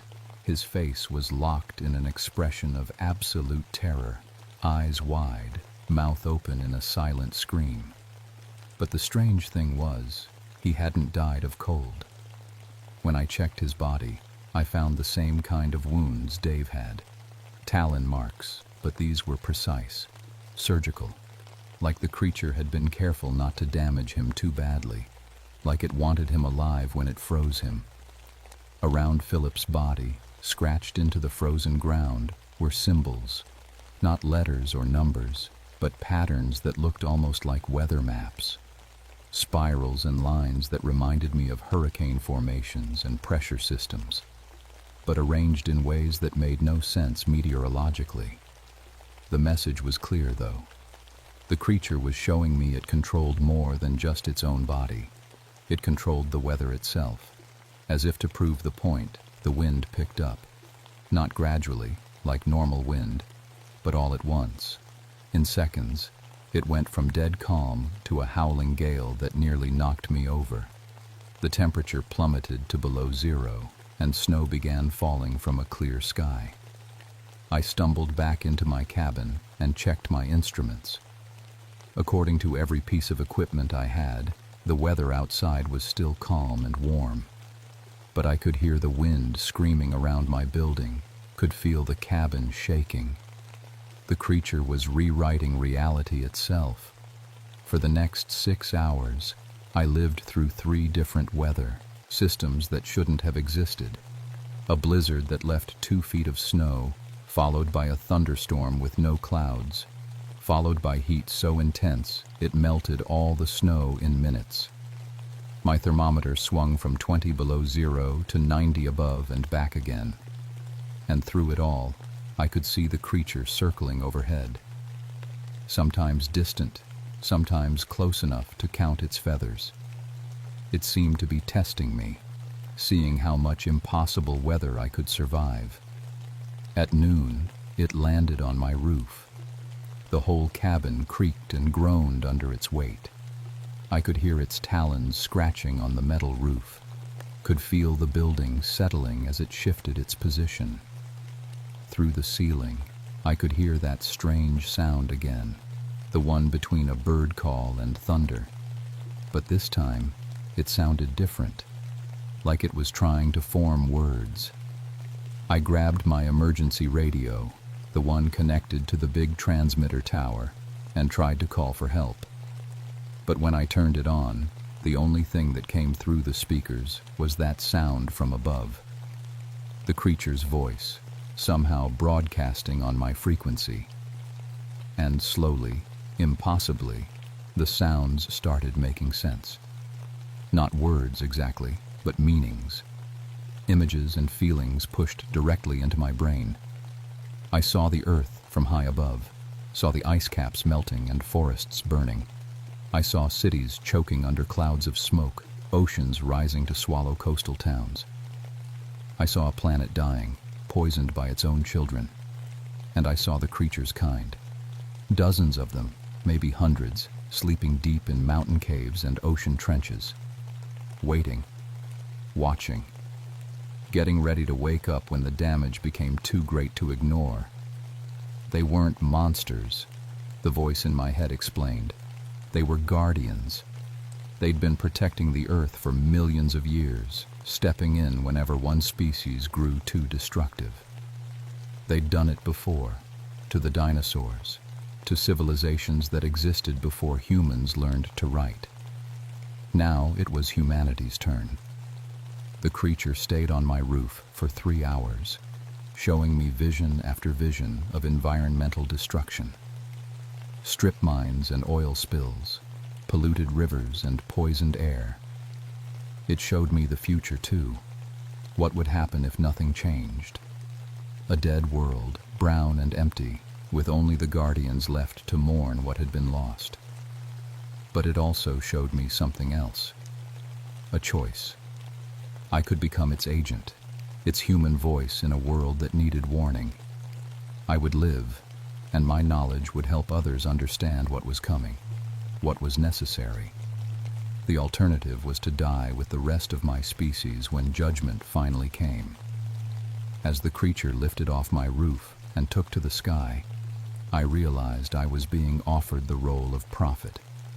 All I had to do was accept that humanity was doomed, and I could survive to watch the world end. It seemed like a simple choice, but I'd spent my whole life believing in people's ability to change, to do better. I thought about my daughter, growing up in a world where giant creatures decided who lived and who died. I thought about that, and I made my decision. The creature landed in front of my cabin at exactly 3 a.m., when the midnight sun hung low and red on the horizon. Up close, it was even more impossible than I'd imagined. Each feather was the size of a shield, black as deep space and shot through with veins of silver that pulsed like a heartbeat. Its eyes were golden and ancient, holding intelligence that made me feel like a child. When it spoke this time, I heard actual words in my head, clear as if someone was standing next to me. Catherine Blackwood, Weather Watcher. Mother, you have seen the truth of what comes. I stepped out of my cabin, clutching an emergency flare in each hand. My voice shook when I answered, but I got the words out. I've seen your truth, but I don't accept it. The creature tilted its massive head, studying me. You would choose death over purpose? I'd choose hope over surrender. Hope? The word came with a wave of images, dead forests, poisoned rivers, species going extinct every day. Look around you, small one. See what your kind has wrought. Where is hope in this? In people like Dave Morrison, who risked his life flying supplies to remote places. In Dr. Phillips, who came up here to study how we can better understand our planet. In my daughter, who still believes the world can be fixed. The creature's eyes flashed with something that might have been anger.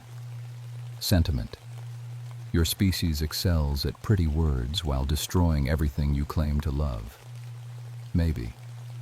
But we also excel at surprising ourselves. 50 years, the creature said, and I felt the weight of absolute certainty behind the words. In 50 years, the damage will be irreversible. We will wake our siblings, and the cleansing will begin. Accept this truth, and live to guide the survivors. And if I don't accept it, then you die now, and die again when judgment comes. The creature spread its wings, a span so wide they blocked out half the sky. Wind began to swirl around us, carrying ice and snow despite the summer air. The temperature dropped fast enough that my breath came out in clouds.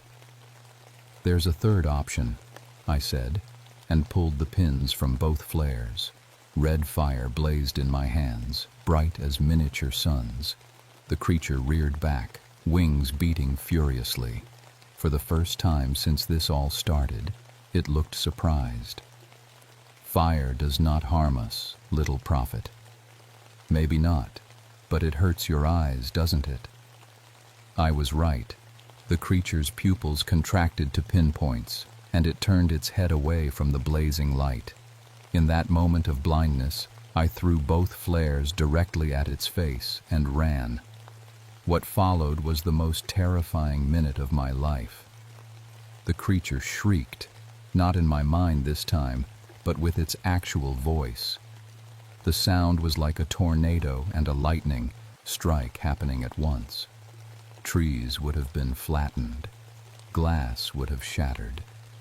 The only reason I survived was that I was already running on flat tundra with nothing to fall on me. The wind hit me like a physical blow, knocking me face first into the soggy ground. Hail the size of golf balls began falling from the clear sky, each one hitting hard enough to bruise. Lightning struck all around me, so close I could smell ozone and burned grass. But the creature couldn't see exactly where I was. The flares had blinded it just long enough. I crawled on hands and knees to a small depression in the ground and pressed myself flat. The storm raged around me for what felt like hours, but was probably only minutes. When it finally stopped, I raised my head carefully.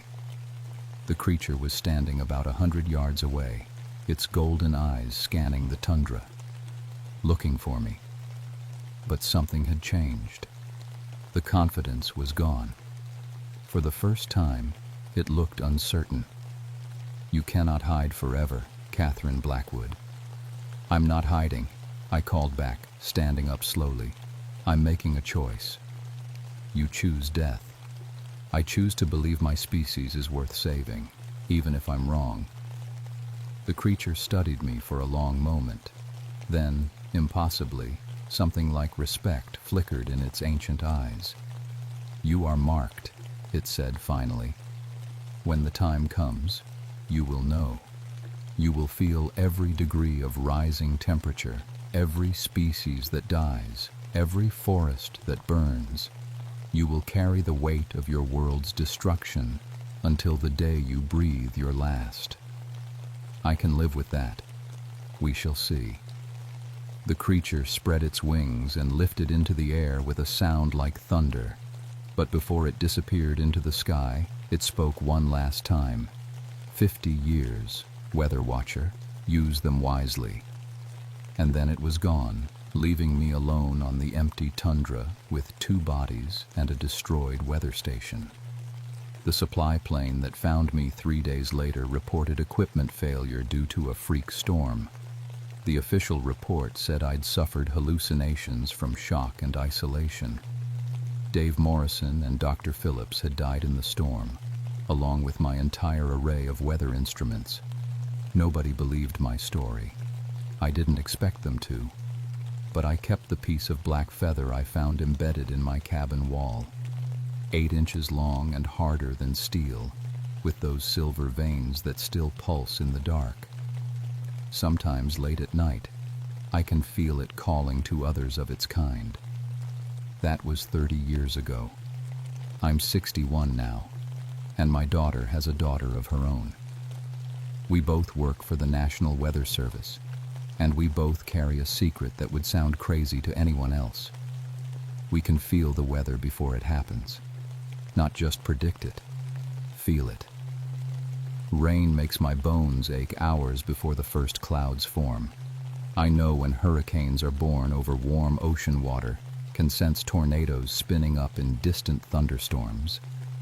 My granddaughter started showing the same sensitivity when she turned 5. The creature kept its promise. I carry the weight of what's coming. Every year the signs get stronger. Hurricanes that break records, heat waves that kill thousands, ice caps melting faster than anyone predicted, species going extinct at rates that would have been impossible to imagine in 1971. And sometimes late at night when the wind is still, I hear them calling to each other, the guardians, waking up one by one as the damage spreads. I've tried to warn people in my own way. Scientific papers about rapid climate change, talks about the need for immediate action, but I can't tell them the real reason we need to hurry. Can't explain that humanity has been given a deadline by creatures older than civilization. 20 years left, according to my count. 20 years before the sky begins to hunt in earnest. My granddaughter asks me sometimes why I look sad when the weather reports come on TV. I tell her it's because I love the earth, and I'm worried about what we're doing to it. That's true, as far as it goes. What I don't tell her is that I can feel them stirring. The guardians. In deep caves and ocean trenches, ancient things are opening their eyes and stretching wings that haven't moved for centuries, testing their voices, getting ready. I keep Dave Morrison's watch on my desk, the one the creature left in that careful circle. Sometimes I wind it and listen to it tick, counting down the seconds to a deadline only I know about. But I haven't given up hope. Humanity is changing, slowly but surely. People are starting to understand what we're facing. Clean energy, conservation, species protection. We're finally taking the right steps. The question is whether we're taking them fast enough. 20 years to prove we deserve to survive. 20 years to show the Guardians that we can be better than we've been. I won't live to see the final judgment, but my granddaughter will. And when the time comes, she'll have to make the same choice I made 30 years ago on the Alaskan tundra. I hope she's braver than her grandmother. I hope she won't have to be. The black feather on my wall pulses a little brighter every year, keeping time with a heartbeat that spans continents. Sometimes I wonder if I should have taken the creature's offer, accepted my role as prophet and warning voice. But then I look at my family, at the scientists and activists and ordinary people who refuse to give up, and I know I made the right choice. We have 20 years to save ourselves. God help us. I hope it's enough. Because if it's not, the next time someone sees a shadow moving across the tundra, they won't live long enough to tell anyone about it. The sky is still hunting. It's just waiting for the right time to strike.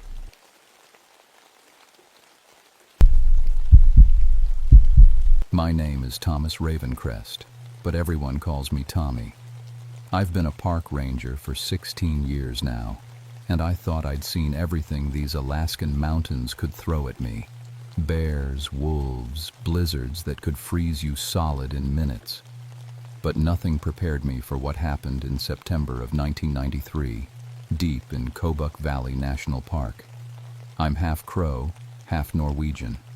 My dad was a traditional hunter who taught me to track and read the land, while my mom made sure I got my education. Got my PhD in anthropology, which makes me useful when we deal with the old native sites scattered throughout the park.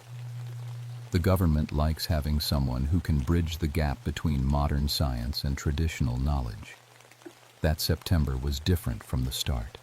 The animals were acting strange. Caribou changing their migration routes for no reason, ravens flying in tight circles over certain valleys, and the few wolves we tracked seemed nervous, jumpy. Even the weather felt wrong. Too quiet, too still. The call came in on a Tuesday morning. Dr. Sandra Mitchell and her team from the University of Alaska had been studying some ancient stone circles in a restricted valley about 80 miles from the nearest village. They'd been out there for 2 weeks, documenting what looked like pre-Columbian burial sites. Important stuff, historically speaking. The problem was, their radio check-ins were getting weird. Ranger Ravencrest? My supervisor's voice crackled through the radio. We need you to fly out to the Mitchell site. Something's not right with their reports. I loaded my pack with the usual emergency supplies, medical kit, radio, GPS. The pilot, Jake Morrison, had flown these mountains for 20 years. If he was nervous about the weather, I paid attention, and he was nervous. Storm coming in from the west, he said as we lifted off. Might get stuck out there for a few days if it hits early. The valley where Dr. Mitchell's team was camped sat like a bowl between 3 peaks. Ancient Inupiat called it the place where voices change. I'd always figured it was just about the echo effects from the mountain walls. Flying in, I could see their small camp next to what looked like a perfect circle of standing stones. But something felt wrong the moment we touched down. The first person I met was supposed to be Mark Chen, a graduate student from Oregon. Young guy, maybe 25, working on his master's thesis about Arctic archaeology. Except when he came walking up from the stone circle, he moved like an old man.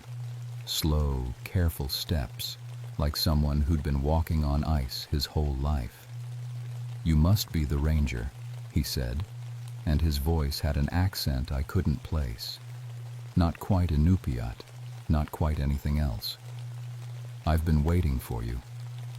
That's when I noticed his eyes. Mark Chen had brown eyes in all his ID photos. The man standing in front of me had gray eyes, the color of winter ice. Where's Dr. Mitchell? I asked. She's at the main site. He pointed toward the stone circle. Learning things she never knew she knew. The way he said it made my skin crawl. It reminded me of something, but I couldn't put my finger on what. Some old memory trying to surface. I found the rest of the team scattered around the archaeological site. Dr. Mitchell was crouched next to one of the stones, running her hands over symbols carved into the rock. She was humming something under her breath, a song that sounded older than the mountains around us. Dr. Mitchell? She looked up, and for just a second I didn't recognize her. Same face, same hair, but something behind her eyes was different. Ancient. Like she was looking at me through someone else's memories. Ranger. Her voice was perfectly normal again. Thank you for coming. We've made some remarkable discoveries. But as she stood up, I noticed she favored her left leg slightly, like an old injury. According to her file, Sandra Mitchell had never been hurt in the field. Clean record, no accidents. The other two team members, Dr. Paul Hendricks and Sarah Kim, were working quietly near what looked like a burial mound. They both glanced up when I approached, and I got that same strange feeling, like I was looking at familiar faces wearing unfamiliar expressions. How long have you all been here? I asked. Time moves differently in this place, Sarah said without looking up from her excavation. Sometimes it feels like we've been here for generations. That night, as I set up my camp away from the main site, I kept thinking about that phrase. Time moves differently, and about Mark Chen's eyes, and Dr. Mitchell's sudden limp, and the way they all seemed to know things about the site that weren't in any of their research notes. I'd experienced something like this before. A long time ago, when I was just a kid. The memory was buried deep, covered by years of trying to forget. But it was starting to claw its way back to the surface.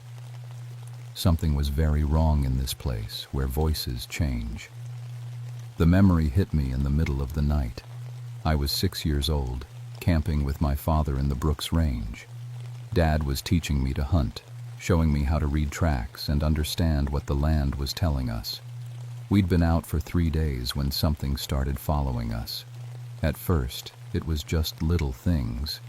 Our campfire would be arranged differently when we woke up. Food we'd secured would be moved. Dad's hunting knife would be on the wrong side of his pack. Then, on the third night, Dad went to check our snares and came back different. Same face, same voice, same memories of our family, our traditions, everything we'd ever talked about. But he was using his right hand instead of his left. And when he smiled, it didn't reach his eyes. I woke up from the memory with my heart pounding, covered in cold sweat. Through the walls of my tent, I could hear voices coming from the archaeological site. Low, rhythmic chanting in a language I didn't recognize but somehow understood.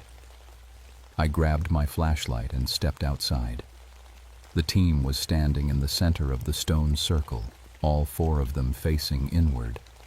They weren't moving, just standing there with their heads tilted back, staring at the stars.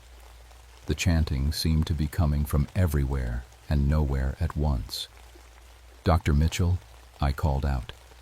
They all turned to look at me at exactly the same moment, 4 heads moving in perfect unison, like they were connected by invisible strings.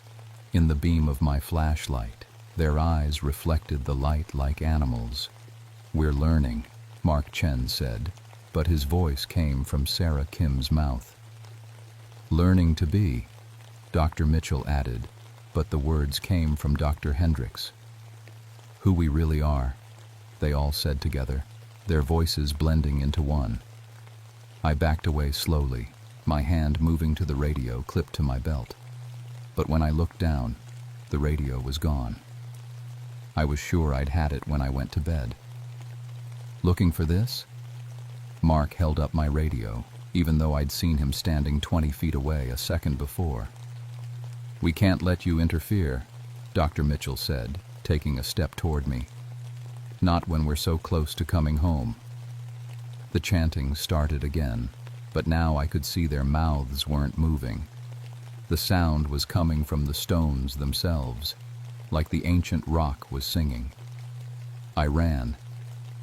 The next morning, I found Mark Chen's body. He was lying in his sleeping bag, eyes wide open, staring at nothing. His skin was cold, but there were no obvious injuries, no signs of violence. He looked peaceful, except for his eyes. They were brown again. The other three acted like nothing had happened. Poor Mark, Dr. Mitchell said when I called her over. We wondered why he didn't answer when we called for breakfast. Heart attack, maybe? Dr. Hendricks suggested. Young people can have undiagnosed conditions. But Sarah Kim just stared down at the body with those gray, ice-colored eyes and said, "He won't be needing that form anymore." I tried to radio for help, but my equipment was still missing. When I asked the team about their radio, they all claimed it had stopped working days ago. Equipment fails out here, Dr. Mitchell explained. The magnetic fields from the stone circle interfere with electronics. But I'd tested the radio when I arrived. It had worked fine. That afternoon, while the others continued their research, I searched the camp for our missing communications equipment. I found everything buried under a pile of stones about 50 yards from the main site. The radios had been smashed to pieces, the GPS units destroyed, even the emergency beacon had been torn apart. Someone, or something, had made very sure we couldn't call for help. When I confronted the team about it, they all looked genuinely confused. Why would we destroy our own equipment? Dr. Hendricks asked. We're scientists, Dr. Mitchell added. We rely on our instruments. But Sarah Kim was humming that old song again, the one that sounded like winter wind through dead trees. That evening, as I was trying to figure out how to hike 80 miles through wilderness to get help, I found Dr. Hendricks sitting by the stone circle, talking to someone who wasn't there. I understand now, he was saying to the empty air. The knowledge was always here, waiting for the right minds to receive it. Dr. Hendricks, are you all right? He turned to look at me, and for a moment his face went completely blank, like someone had turned off the lights behind his eyes. Then he smiled, and his personality came flooding back. Of course, Ranger. Just making some field notes. The acoustics here are remarkable. You can almost imagine the ancient voices still echoing off these stones. But when I looked at where he'd been directing his conversation, I saw something that made my blood run cold. There was a fourth shadow on the ground beside the three cast by him, me, and the fire. A shadow with no body to cast it.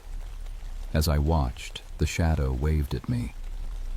That night I heard my father's voice calling my name from somewhere in the darkness beyond our camp. The same voice that had called to me 26 years ago, on the night I learned that sometimes the dead don't stay dead. Sometimes they just learn to wear new faces. I didn't sleep that third night. Couldn't. Every time I closed my eyes, I heard my father's voice getting closer to the camp, calling my name with that slight accent he'd picked up after he came back from checking those snares. Except my father had been dead for over 20 years. Around 3 a.m, I heard Dr. Mitchell scream. I grabbed my flashlight and ran to her tent, but when I unzipped the flap, she was lying peacefully in her sleeping bag, eyes wide open, staring at the tent ceiling.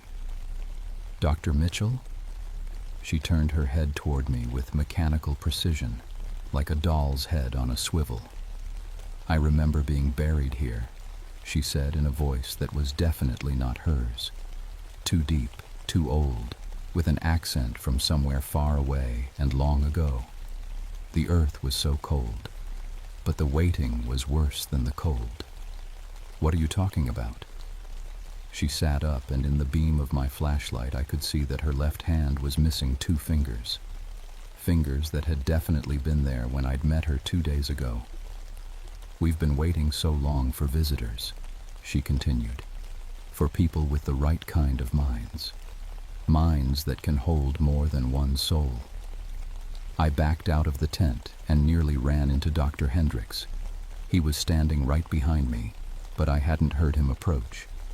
In the darkness, his eyes reflected the light like an animal's. "She's learning to share," he said conversationally. "It's difficult at first, having multiple personalities in one body. But she's adapting." "What did you do to her?" "We didn't do anything." Sarah Kim's voice came from behind me. I spun around to find her standing at the edge of the firelight. "We're just helping them remember who they really are." But the voice coming out of Sarah's mouth belonged to someone else. Someone older. Someone who spoke English like it was a second language learned late in life. "Who are you?" I demanded. "We are the people who lived here before the ice came," the thing wearing Sarah's face replied. "Before the world changed and forgot our names. But now we have new bodies to wear, new voices to speak with." That's when I understood. The archaeological team hadn't discovered an ancient burial site. They'd disturbed one, and whatever had been sleeping in those graves had decided it was time to wake up. I ran back to my tent and started packing. I had to get out of this valley, had to warn people about what was happening here. But when I reached for my hiking boots, I found them filled with small animal bones, arranged in perfect patterns. Someone had been in my tent while I was sleeping. "Going somewhere, Tommy?" I spun around. Mark Chen was standing at the entrance to my tent, fully dressed and very much alive. The same Mark Chen whose dead body I'd found that morning. "You died," I said. "Did I?" He tilted his head like he was genuinely confused. I remember feeling very sleepy for a while, like something was trying to push me out of my own head. But then I remembered some very interesting things about living in the wilderness. Skills I never knew I had. He held up his hands.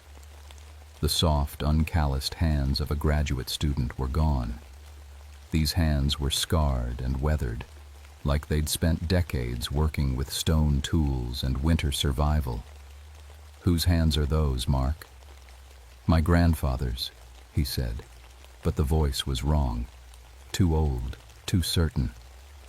"He was a great hunter. Died in 1934 when the influenza came through the villages, but his knowledge lived on, buried in the old places, waiting for someone young and strong to carry it again." Behind him, I could see the other team members approaching. Dr. Mitchell moved with the confident stride of someone who'd spent their life walking on sea ice. Dr. Hendricks carried himself like a warrior, shoulders squared, head high. And Sarah Kim walked with the graceful, silent steps of someone who'd learned to hunt caribou with nothing but a spear and patience. None of them moved like the academic researchers they'd been 3 days ago. "The spirits of this place are coming home," the thing that looked like Mark said. "They've been homeless for so long, watching their children forget the old ways, the old knowledge. But now they have new hosts. Educated people with strong minds that can hold both old and new." What happened to the real Dr. Mitchell, the real Mark Chen?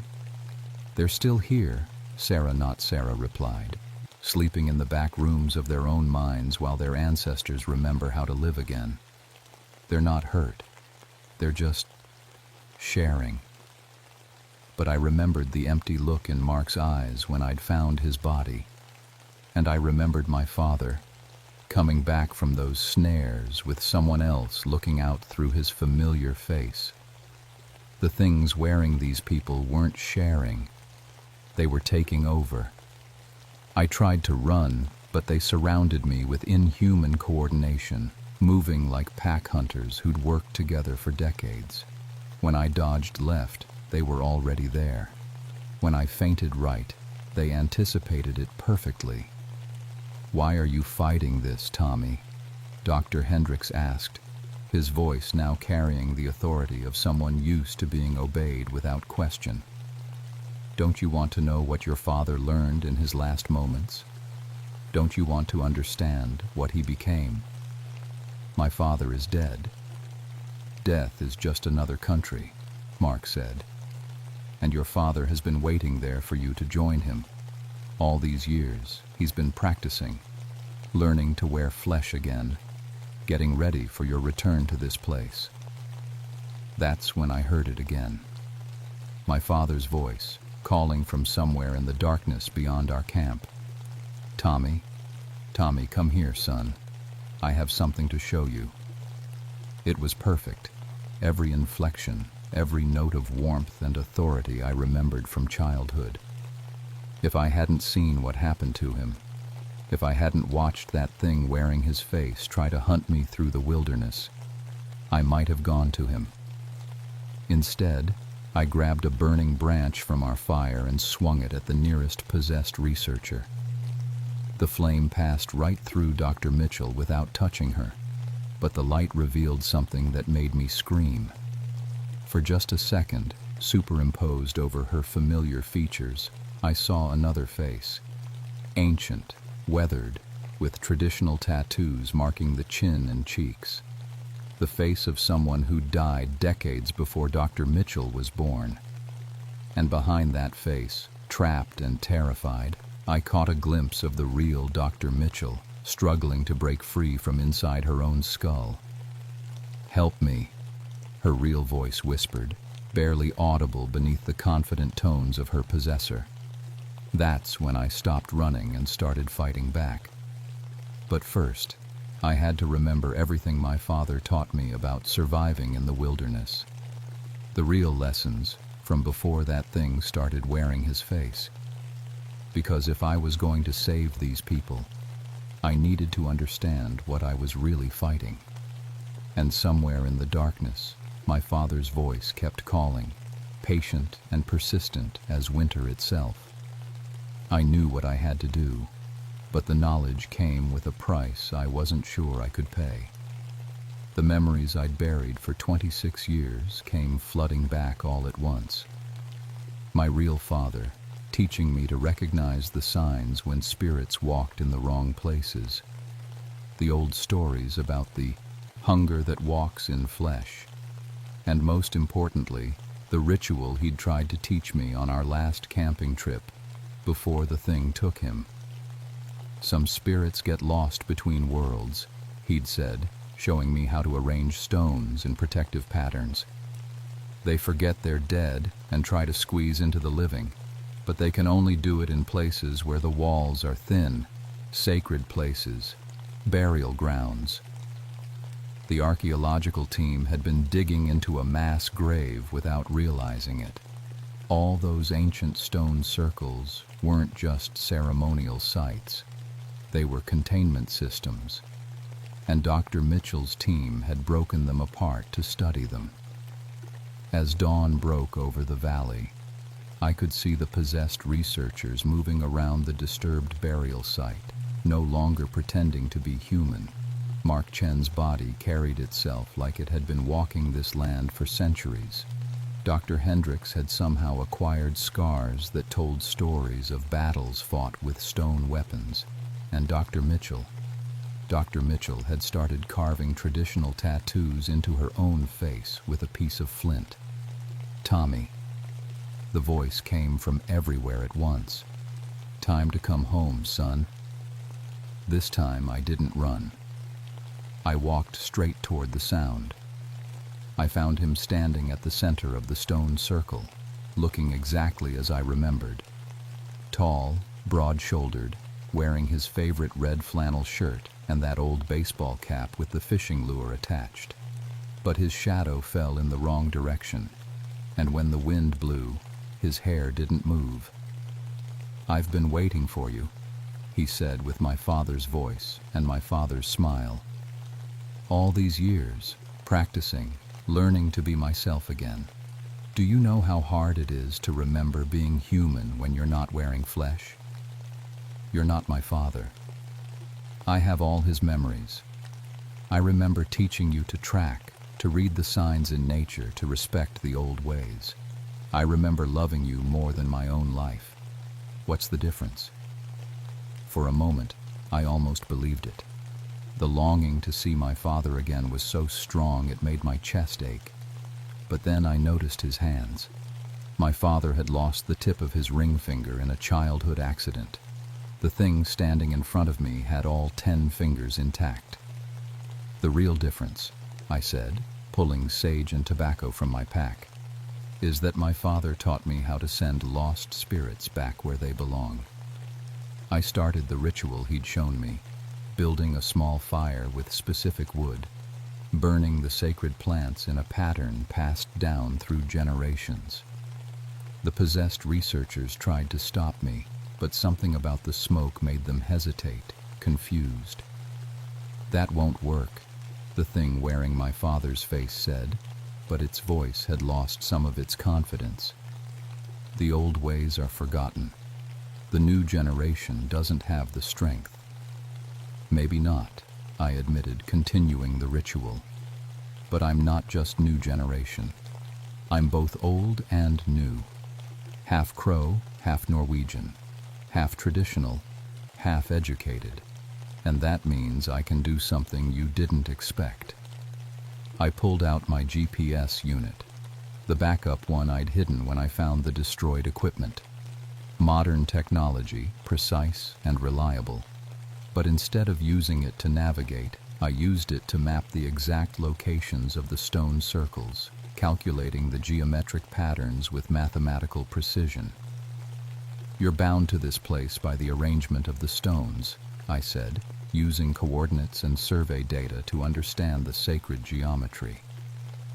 But you've been free because the archaeologists moved them. All I have to do is put them back where they belong. The thing wearing my father's face snarled, and for a second I saw its true appearance. Something ancient and hungry, with too many teeth and eyes like winter storms. You can't, it said. You don't have the strength to move stones that size. But I didn't need to move all of them. Just the key stones, the ones that closed the circuit.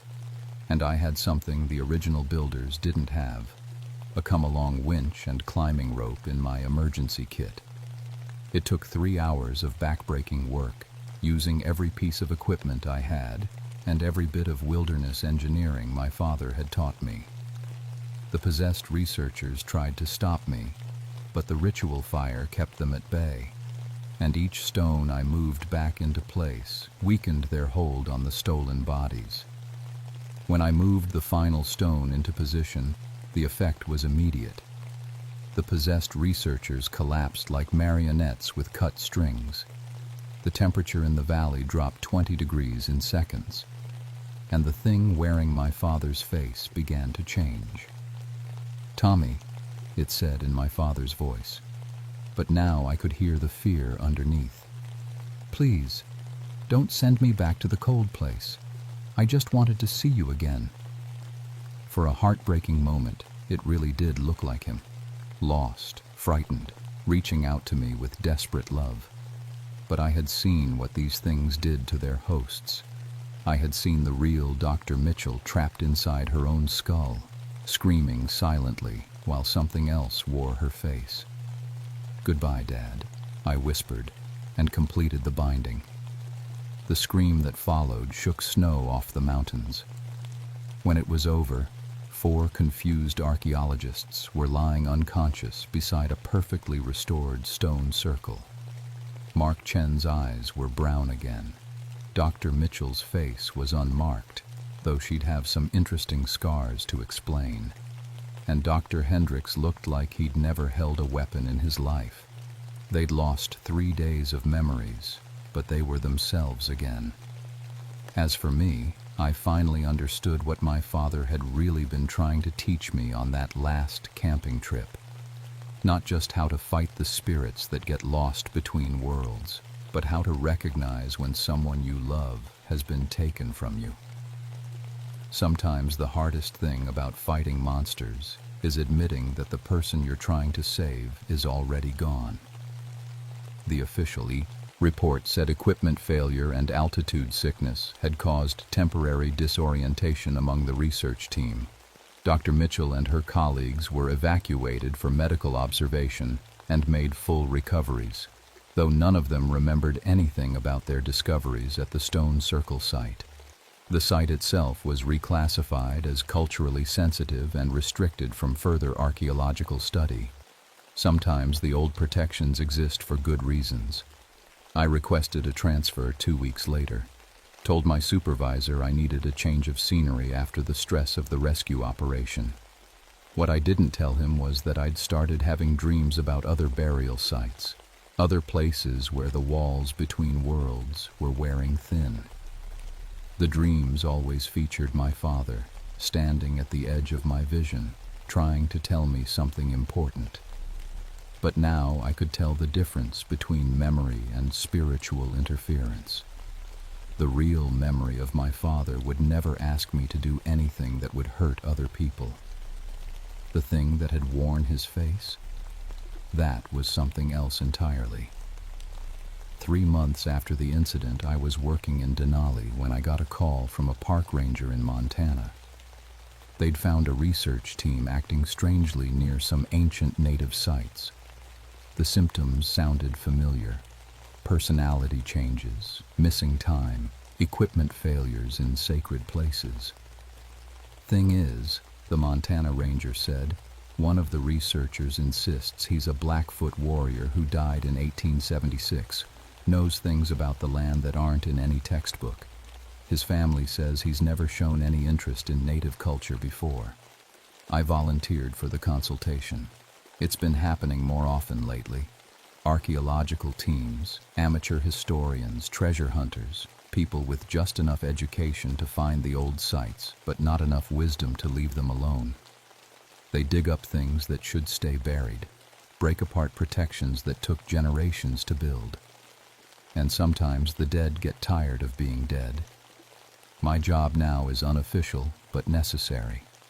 I travel to remote sites where research teams have equipment problems or psychological stress from isolation. I restore the old protections using both traditional knowledge and modern tools, GPS coordinates and sacred geometry, radio communications and ritual fires. I've learned to carry sage and tobacco alongside my emergency beacon. My pack contains both a satellite phone and traditional prayer items, because sometimes you need both old wisdom and new technology to keep the world in balance. The hardest part isn't fighting the spirits that refuse to move on. The hardest part is seeing the families of the people they've possessed, watching them hope that their loved ones are just acting differently and will return to normal on their own. I know that hope. I've carried it for 26 years. But I also know the truth.